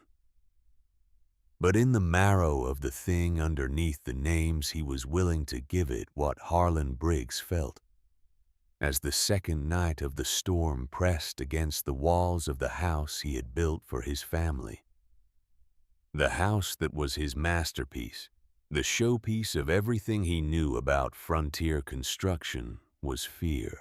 The fireplace in the main room was a large one built of river stone, with a chimney that he had constructed with more care than any other chimney in the territory, properly flared and proportioned, designed to draw well in all conditions. It was drawing now, drawing furiously.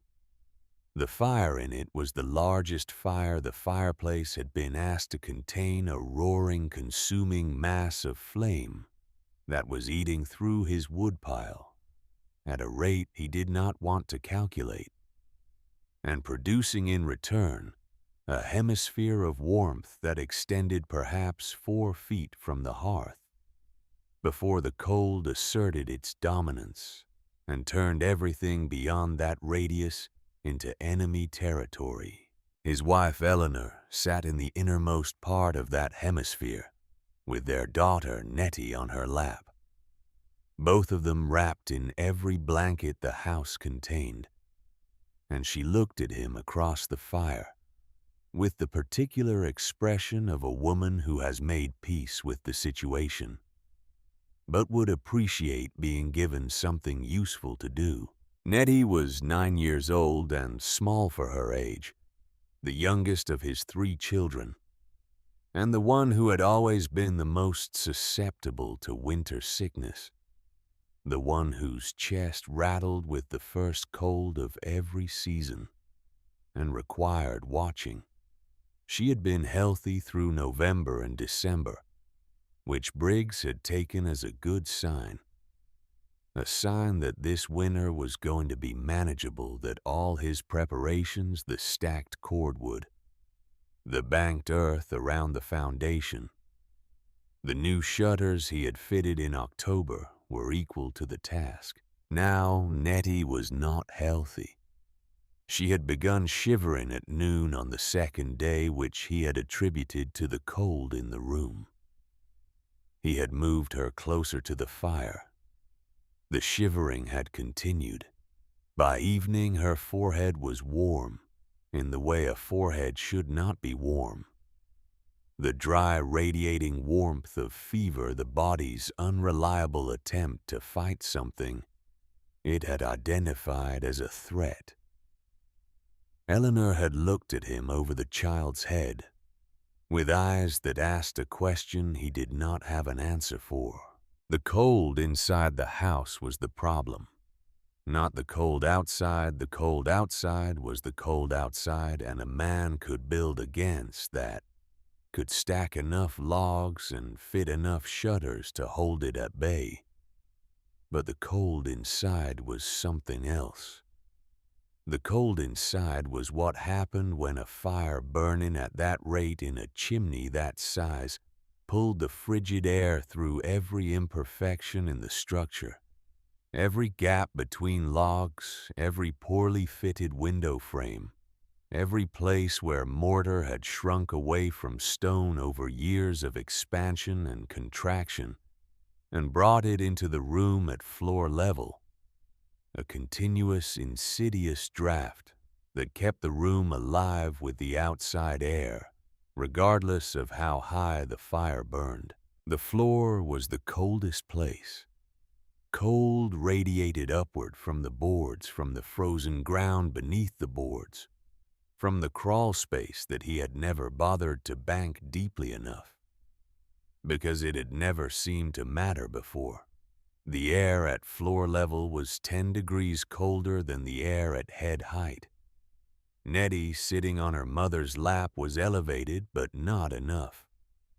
The drafts found her. He had stuffed rags into every gap he could reach. He had nailed canvas over the window frames. He had done everything he knew how to do, everything that the full weight of his decades of building experience told him to do. And the cold was still inside, with them occupying the room as if it had the same right to be there as they did.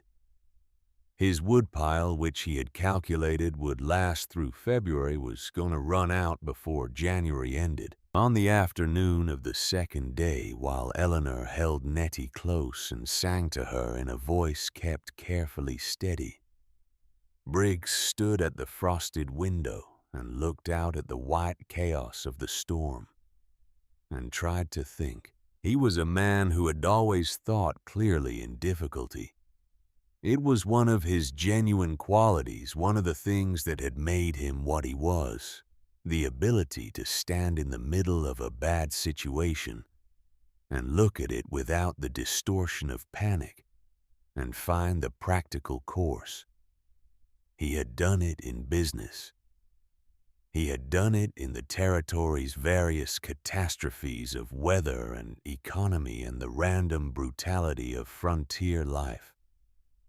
He had always found the practical course. He stood at the frosted window and looked at the storm and tried to find it now. The child needed warmth that was stable, not the oscillating warmth of the fire, close enough to burn, far enough to freeze.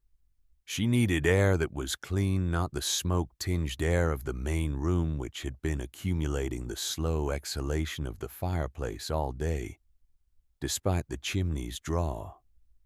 She needed a temperature that would hold through the night without requiring constant management, without the fire consuming the last of the wood before dawn.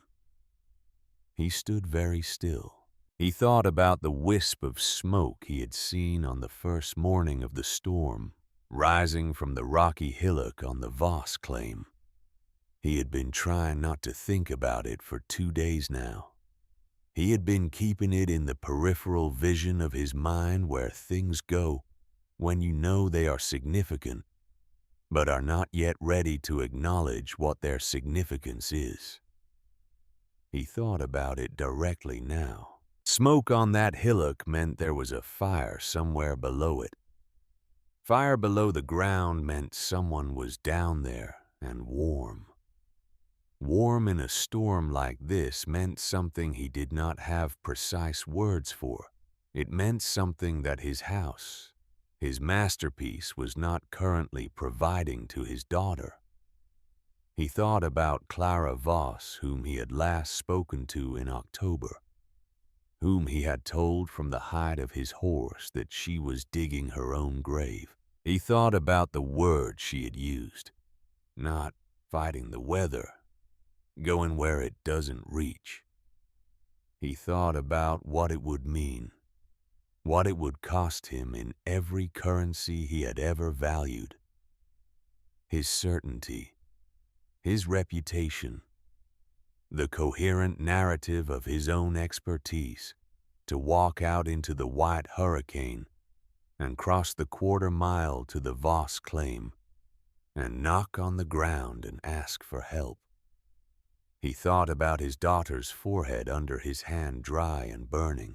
He put on every piece of clothing he owned. He told Eleanor where he was going without explaining why, because he did not yet have the right words for why. He kissed Nettie's forehead, which was hotter than it had been an hour ago. He opened the door. The wind hit him like a falling wall.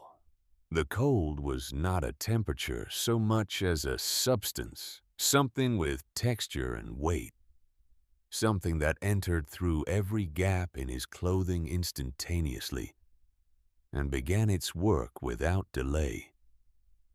He tucked his head down and moved. The 1/4 mile to the Voss claim was the longest 1/4 mile of his life. He could not walk directly against the wind. It was not possible. The force of it was beyond that. So he moved at an angle, fighting for each step.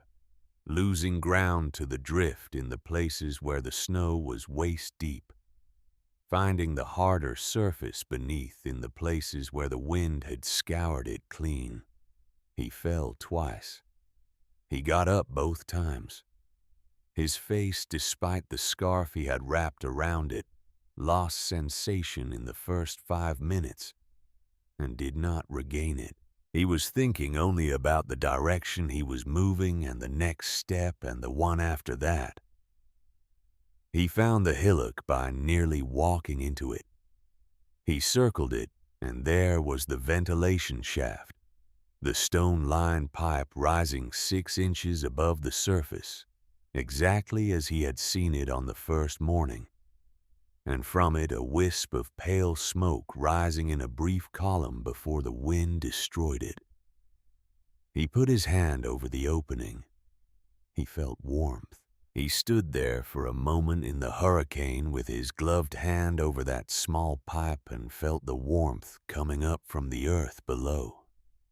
And something in him shifted some load-bearing element of everything he believed about what warmth was, and where it came from, and how it was made.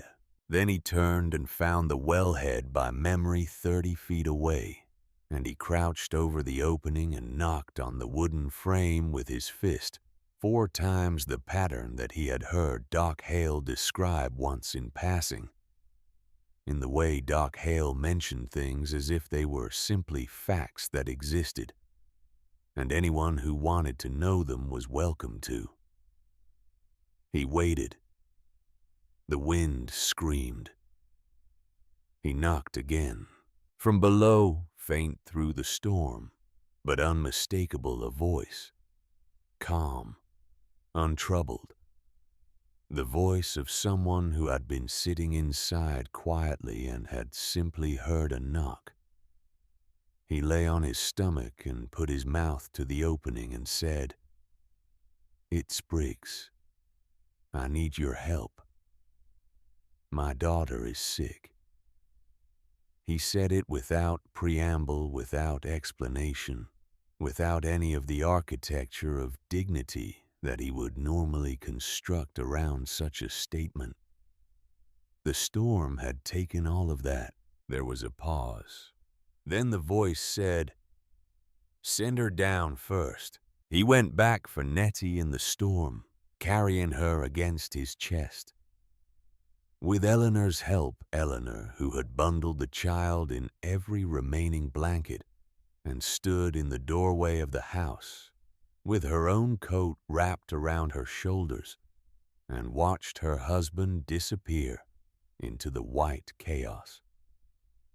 He made the 1/4 mile in better time this time, because he knew the path now, and because he was carrying something that changed the calculation of every step that made falling a thing to be avoided, at a cost he was willing to pay with the full resources of his body. He got her to the wellhead.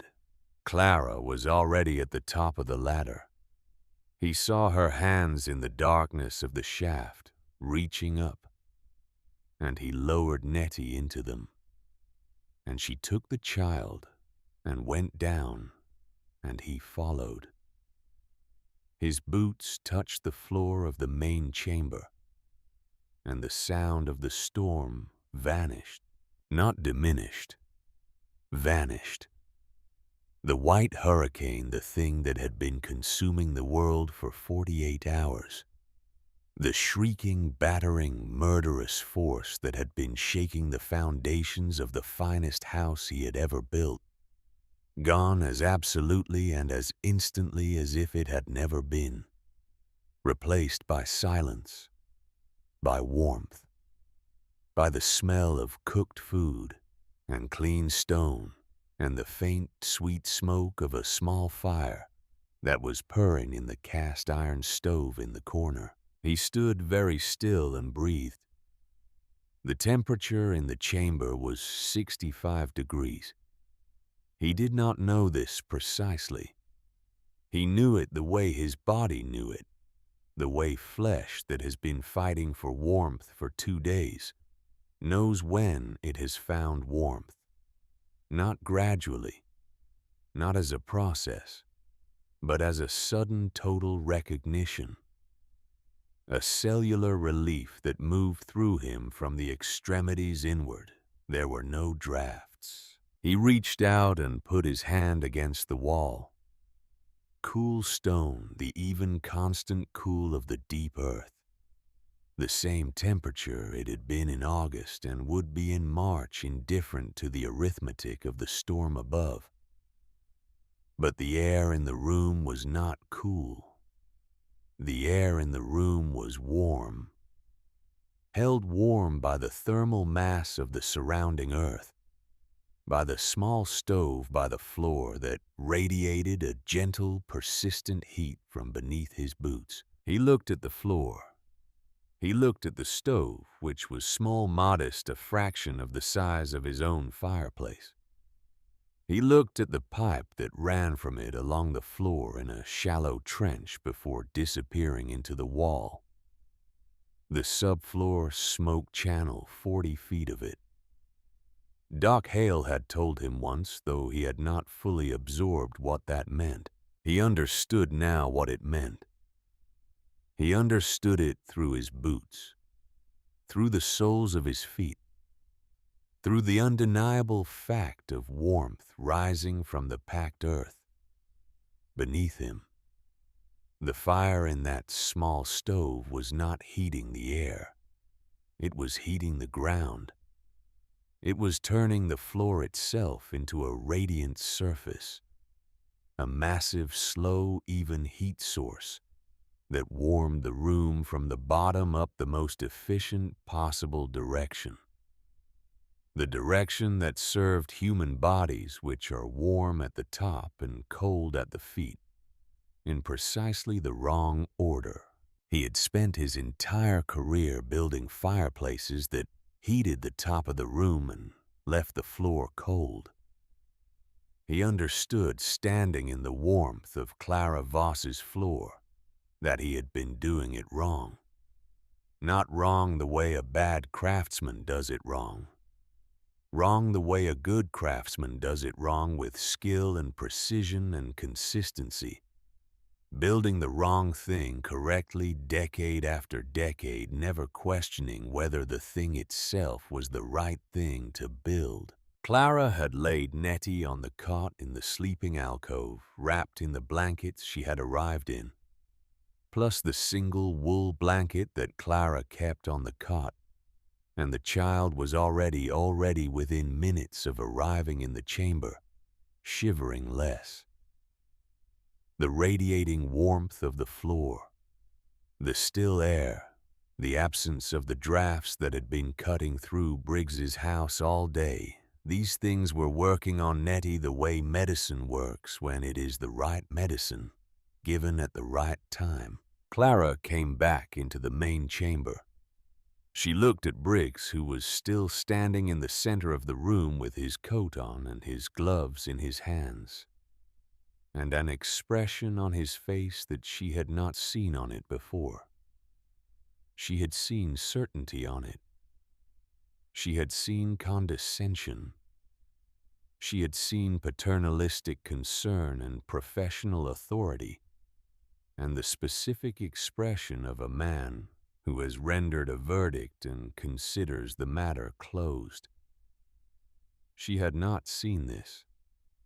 This was something more fundamental, something prior to all those other expressions, something that existed underneath the construction of the person Harlan Briggs had built himself into. She said, "Take your coat off. The warmth works better without it." He took his coat off. She put a small log into the stove and ladled stew into a bowl and set it on the shelf that served as her table. And she went to check on Nettie again. He watched her move through the space with the ease of someone who has been living in a place long enough to know it, without looking who knows where the shelf is, without checking who knows the height of the ceiling, without looking up who has incorporated the dimensions and surfaces of the space into the body's automatic knowledge. He sat on the stool she indicated and ate the stew. It was simple food, root vegetables, salted meat broth. But it was hot, and it was good, and his body received it with a gratitude that bypassed taste entirely and went straight to the cellular level, the level at which the body keeps its own accounting of what it needs. He ate in silence. Clara sat across from him on the floor with her back against the wall, her legs drawn up, a book open on her knee that she was not reading. He looked at the stove. He looked at the pipe running along the floor. He looked at the ceiling. The arched ceiling, the smooth curve of it, the way it deflected rather than absorbed. He looked at the walls, the compacted shale cool and absolutely immovable, the most permanent walls he had ever been inside. He thought about how long they had been here, these walls, before any human hand touched them. He thought about how long they would be here after. He said, "How long did it take to build?" His voice came out differently than he intended. He had intended a builder's question, a professional assessment, a request for data. What came out was something quieter. Clara said 5 months. The tunnel took the longest. He said, the tunnel to the ventilation shaft. She said, yes. He said, you rerouted it around the rock obstruction. She looked at him. She said, Doc Hale told you. He said, he told me some things. He did not tell me everything. She said no, he wouldn't. The stove ticked quietly. From the sleeping alcove, the sound of Nettie's breathing, slower now, more even. The fever was not gone. Fever didn't go in a matter of hours, but the conditions were no longer working against the child's body. The warmth was steady. The air was clean. The body had been given a chance. He said, the floor. She said, the smoke channel. 40 feet of it stone-lined under the floor. The fire heats the channel heats the stone heats the room. By the time the smoke exits, it has given most of its heat to the floor. The floor gives it back slowly for hours after the fire goes out. He said, Lars. She said Lars designed it. Doc Hale improved it. I built it. He absorbed that. The allocation of credit, the precision of it, Lars designed, Doc improved, I built, contained something that he had to sit with for a moment before he could receive it properly. She was not disclaiming the work. She was not attributing it away from herself. She was describing a lineage, a sequence of contributions in the same factual tone she used for everything. She had built it. The building was hers. He said, the convective loop, the ventilation. She said, the warm air rises and exits through the high shaft. The movement pulls fresh air down from the well entrance. It runs continuously without any mechanical assistance. As long as there is a temperature differential between the air inside and the air at the top of the ventilation shaft, the system breathes. He looked up at the arched ceiling, thinking about the movement of air, the physics of it, the elegant simplicity of a system that used the basic properties of warm air to sustain itself. He had built 100 structures. He had thought carefully about every one of them. He had never thought about this.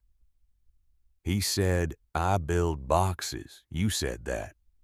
She said, You build good boxes. The church will stand for 100 years, he said. But they leak. She said, they are designed for a world where heat is cheap, where you can always burn more wood.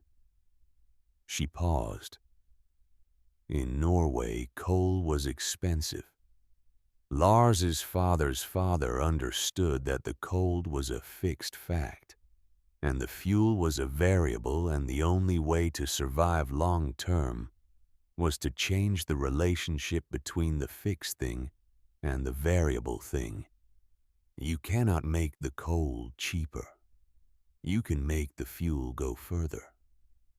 Or you can go somewhere the cold isn't. He sat with this. He had been working from an assumption so deep and so consistent that he had never identified it as an assumption, had taken it for a fact, about the nature of things, a permanent condition rather than a choice. The assumption was that you fought the weather, that you built your walls as thick as you could, and your fire as hot as you could, and you endured the war of attrition between the cold outside and the warmth inside. And whoever ran out first determined whether you survived the winter. He had been winning that war most years, most winters. He had been winning it by building better, by using better wood and better mortar and better fitting, by being a superior craftsman in the service of an unchanged strategy. He had never questioned the strategy. She had. He looked at his hands. They were builder's hands, scarred and calloused and permanently stained with the various substances of his trade. He had trusted these hands for 30 years. He trusted them still. But they had been building the wrong thing. From the sleeping alcove, Nettie made a small sound, a sound of comfortable shifting rather than distress. Eleanor would be wondering where they were. He needed to get word to Eleanor. He looked up and found Clara watching him, not with triumph. He had been braced for triumph, had been braced for it since he came down. The latter had known it was what he deserved, the comeuppance that a man receives when he has been publicly, comprehensively wrong. He had expected it from her the way you expect weather as an inevitable consequence of the conditions. There was none. Her expression held the same quality it had always held in his presence. The same stillness, the same precise attention. That was not warmth exactly, but was its own kind of regard. The regard of someone who sees you clearly and has decided that what they see is worth addressing honestly. She said, "Eleanor." He said, "She'll be worried." Clara said, "I'll go get her."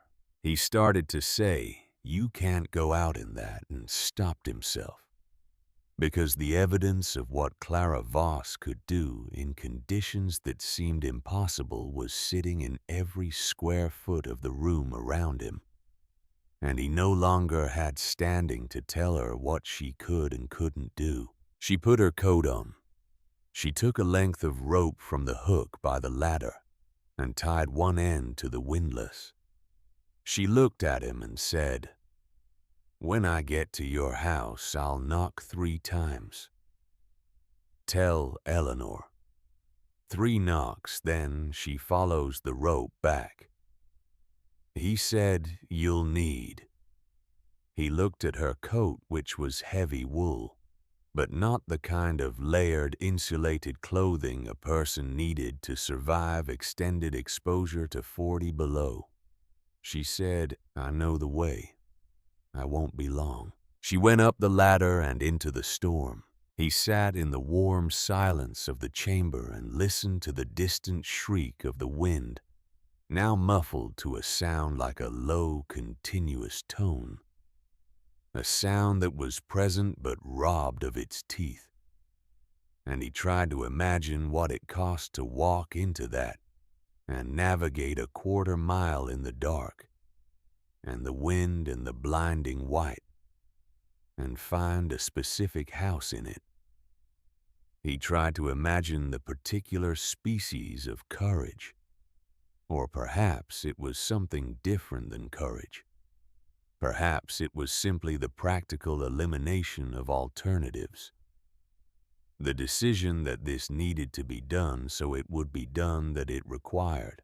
He sat in the warmth that the earth provided and the woman had built, and he did not have words for what he felt, which was perhaps appropriate, because some things exist prior to the words for them. Eleanor came down the ladder 20 minutes later, guided by the rope still in her nightdress under the coat. Her dark hair loose around her face, her eyes moving around the chamber in the way eyes move when they encounter something that contradicts every category the brain has available. She went directly to the sleeping alcove and sat on the edge of the cot and put her hand on Nettie's forehead and made the sound that mothers make when the news is better than they feared. Then she sat back and looked at the room. She looked at the stove. She looked at the arched ceiling. She looked at the floor. She looked at her husband sitting on the stool with his coat folded in his lap. She said very quietly, "Harlan." He said, "I know." She said, "She built this alone." He said, "Yes." She said, "In 5 months, by herself, with a shovel." He said, "Yes."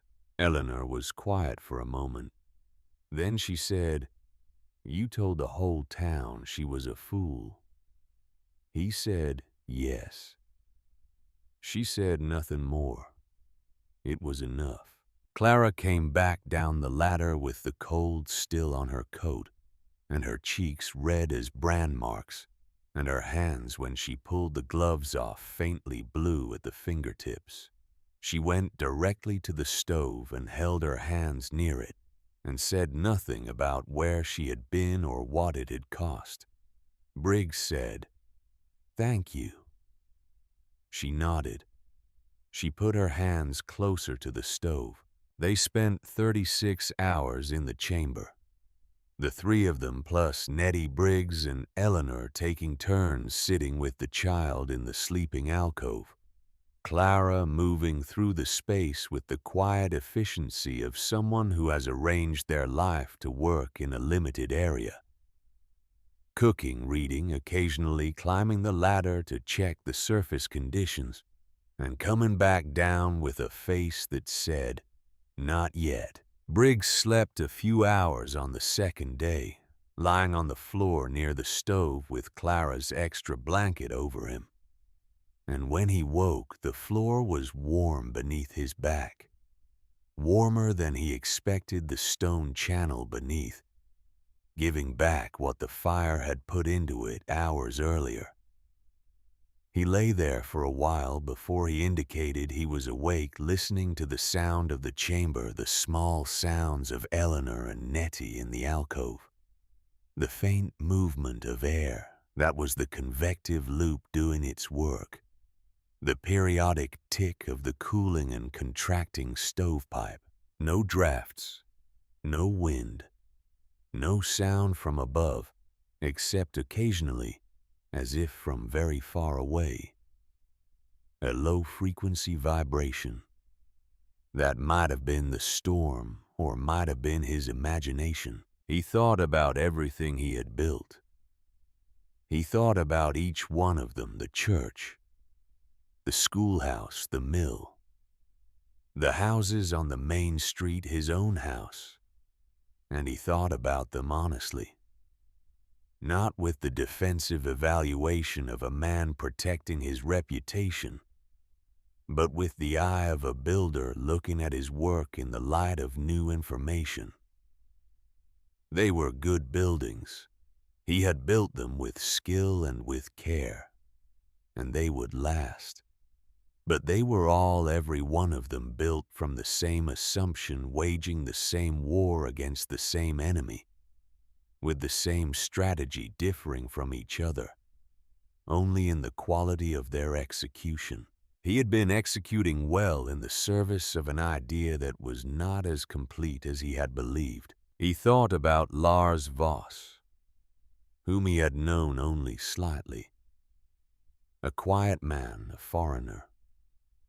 A man who kept to himself and paid his debts and seemed to have no particular interest in the social architecture of promise. No interest in becoming someone's ally or someone's adversary. He had thought Lars was simply small in the way that quiet people sometimes seem small. Their significance not apparent because it is not loud. Lars had been thinking about this while Briggs was building his houses. Lars had been reading the earth, measuring temperatures, working out the physics of warmth, with the patient precision of a man who understood that the best ideas are the ones so fundamentally right that they do not require argument. They only require demonstration.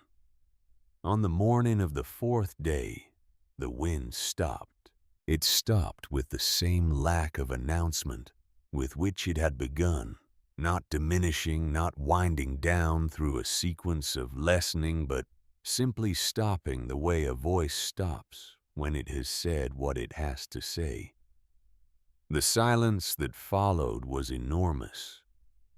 After 72 hours, the absence of the wind had a physical quality, a presence of its own.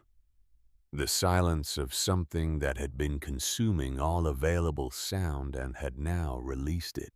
Briggs climbed the ladder and emerged into a world that was white and still and devastated and beautiful, in the specific way that devastation is beautiful when the force causing it has moved on.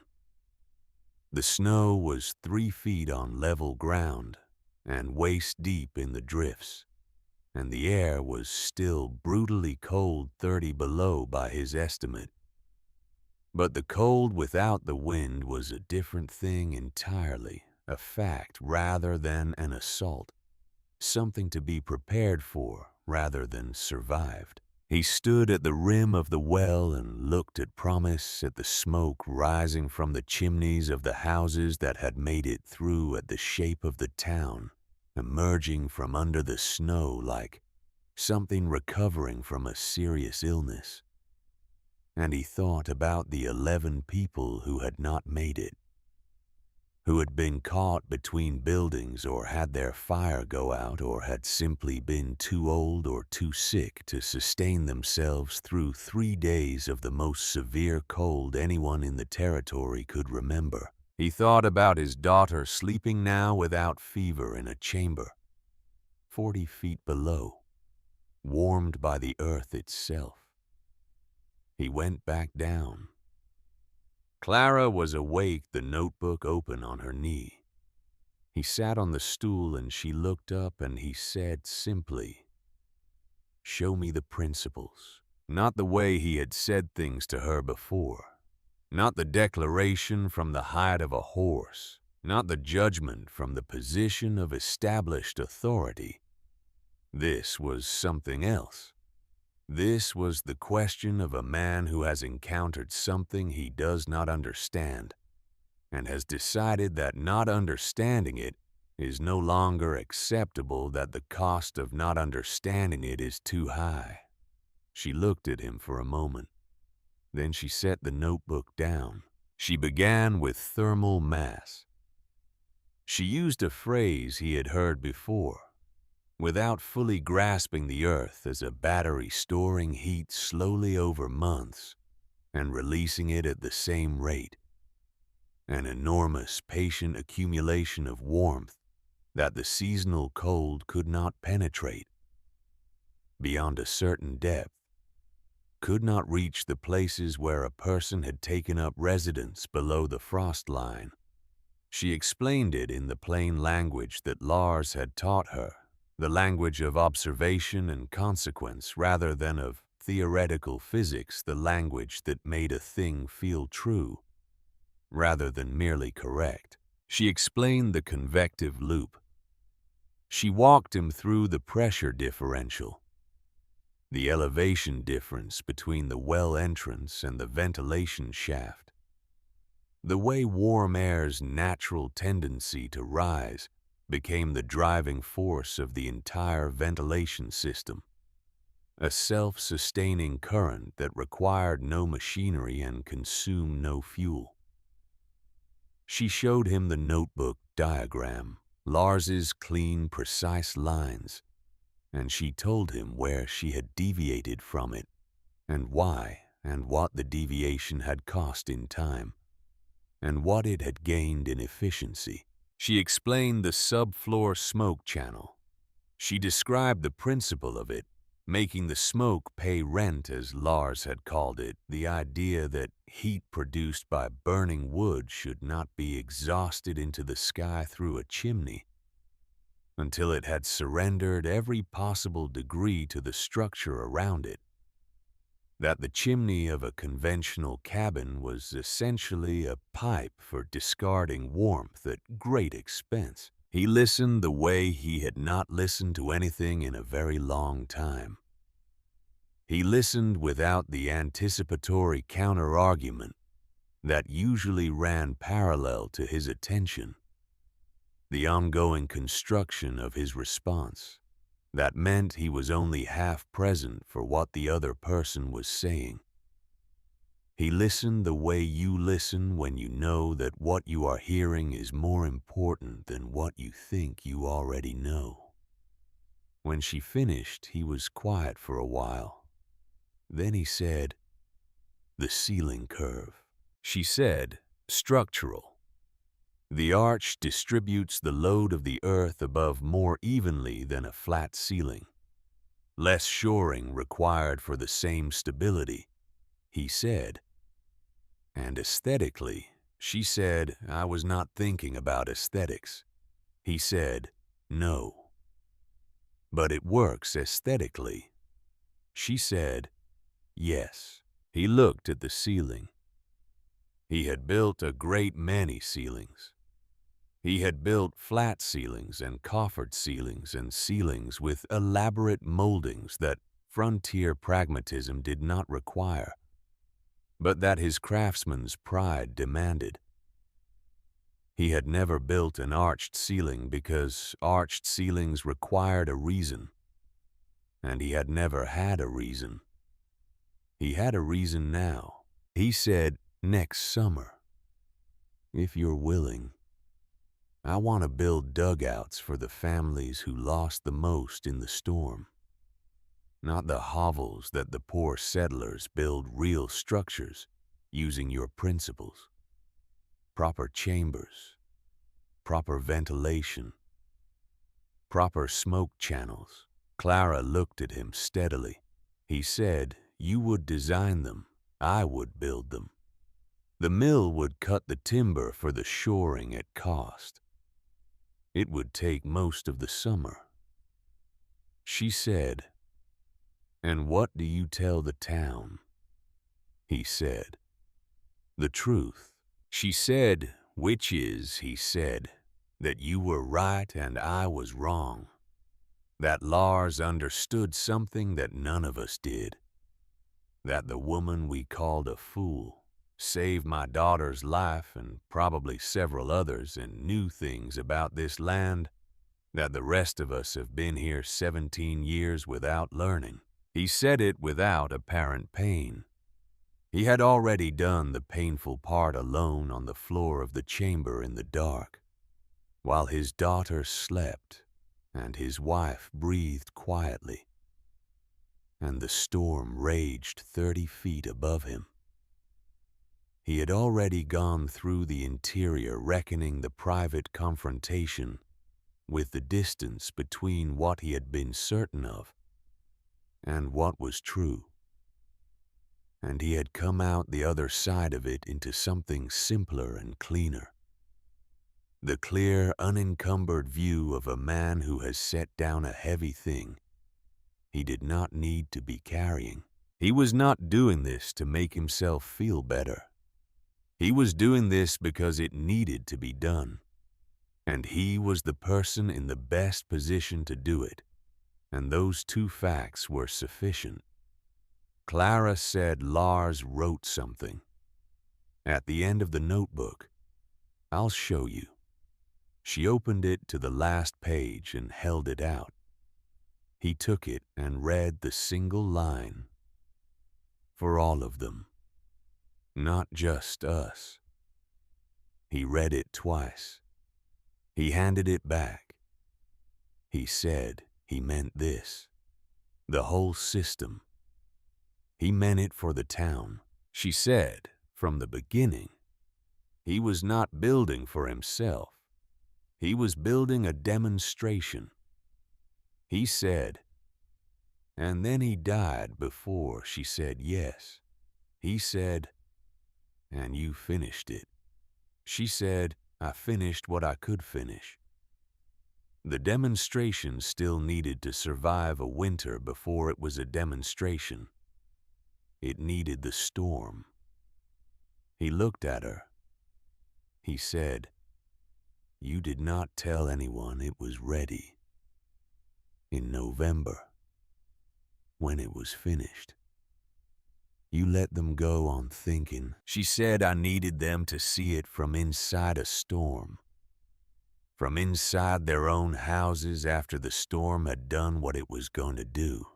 If I had shown them in October, they would have come and looked and nodded and gone home and put more wood on the fire and waited for next year. This way, she did not finish the sentence. She did not need to. He understood. He thought about the moment 2 days ago when he had stood at the frosted window of his masterpiece and watched the storm and felt the cold that was inside the room with his family and looked at the dwindling woodpile.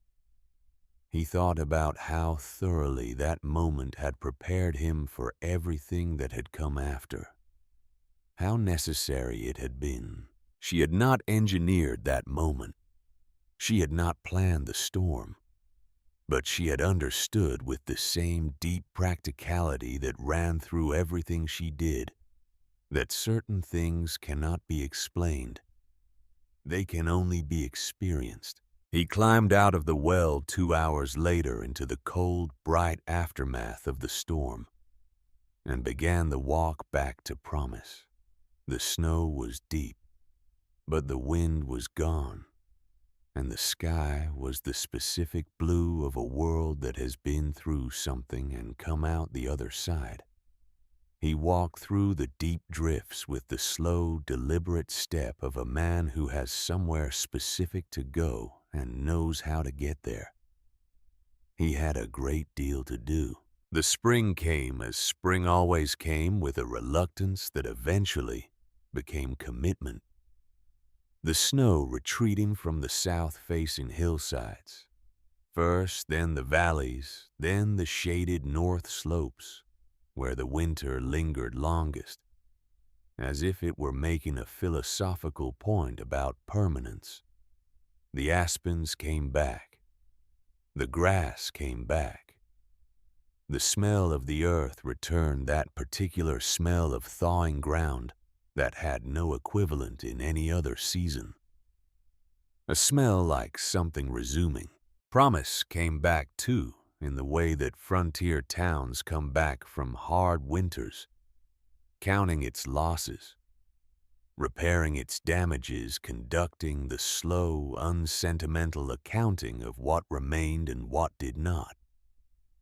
And then, because there was no alternative that made sense, getting back to work. Harlan Briggs got back to work. He stood in front of the town on the first warm Sunday of April and said what he had told Clara he would say. He said it in the practical, unembellished way that he said everything without rhetorical architecture, without the softening that people use when a difficult truth might be received more gently with a wrapping of qualification. He said, I was wrong. He said, she was right. He said Lars Voss understood something about this land that none of us took the trouble to learn, and his wife finished what he started. And the principles they used could change how every family in the territory survives the winter. He said, this summer we are going to dig. The silence that followed this announcement had a particular quality. The silence of people receiving information that is reorganizing something inside them. Information that is arriving at a level below the usual processing and going somewhere more foundational. Then the questions started. Practical questions. The questions of builders and farmers and people who have survived a hard winter by the width of a fingernail and would very much prefer not to do it again. How deep? What do you need for the shoring? How much wood does it actually take? What does the floor feel like? Clara answered some of the questions. Doc Hale answered others. Briggs answered the rest, speaking from the 36 hours he had spent inside the chamber from the notebook he had studied in the weeks since the storm from the education that was still ongoing and would, he suspected, continue for as long as he kept building. They began in May when the ground had thawed enough to work. The first dugout was built for the Pearson family who had lost their oldest son in the storm, and whose cabin had been so damaged that it was not worth repairing. Clara designed the chambers. Briggs directed the construction. The mill provided shoring timber at cost as promised. It took 6 weeks. Then the second one for the widow Hargrove, whose husband had died of the cold on the second night of the storm. Then a third for a young family named Aldrich, who had arrived in the spring with the intention of building a claim, and who, when they learned what building meant in this territory, elected to go underground from the beginning, rather than learn the hard way. They were not called dugouts, or not for long. Someone called them by a different name, a name that started as a simple description and became through use something approaching a title. They called them Voss structures, not because Clara insisted on it. She had not asked for anything to be named after her, or after Lars had not asked for any acknowledgement beyond the practical one of being consulted on the design. The name arrived on its own, the way names arrive for things that matter enough to require a name. Promise dug itself into the earth that summer, and the earth received it in the way the earth receives things that understand its nature, with the patient, immovable generosity of something that has been waiting a long time to be asked. The town that had called Clara Voss a liability, that had held her grief and her shovel, and her foreign quietness up as evidence of a lost cause, that town did not make a formal apology. There was no ceremony. There was no moment of collective acknowledgement in which someone stood up and named what had been said, and said now it was unsaid. That was not how things worked in the territory where practicality was a higher value than sentiment, and where the most meaningful form of acknowledgement was work done in a particular direction. The work was being done in Clara's direction. That was the acknowledgement. She lived in the chamber through the second winter and the third, and the years that followed in the quiet and the warmth and the still air that Lars had imagined and she had built. She hosted people there, with the same absence of ceremony with which she did everything neighbors who came to see. How the ventilation worked families considering a vast structure of their own who needed to stand in one before they could believe in one, the occasional traveler, whose curiosity had outrun their skepticism. Doc Hale came by most Tuesdays in the way that had become habit, and they talked about practical things, about thermal calculations and construction modifications, and the particular challenges of different soil compositions, and occasionally about less practical things, about Lars, and about the years before, and about what it meant to carry knowledge forward from one person to another, across the gap that death makes. The notebook lived on the shelf beside her cot.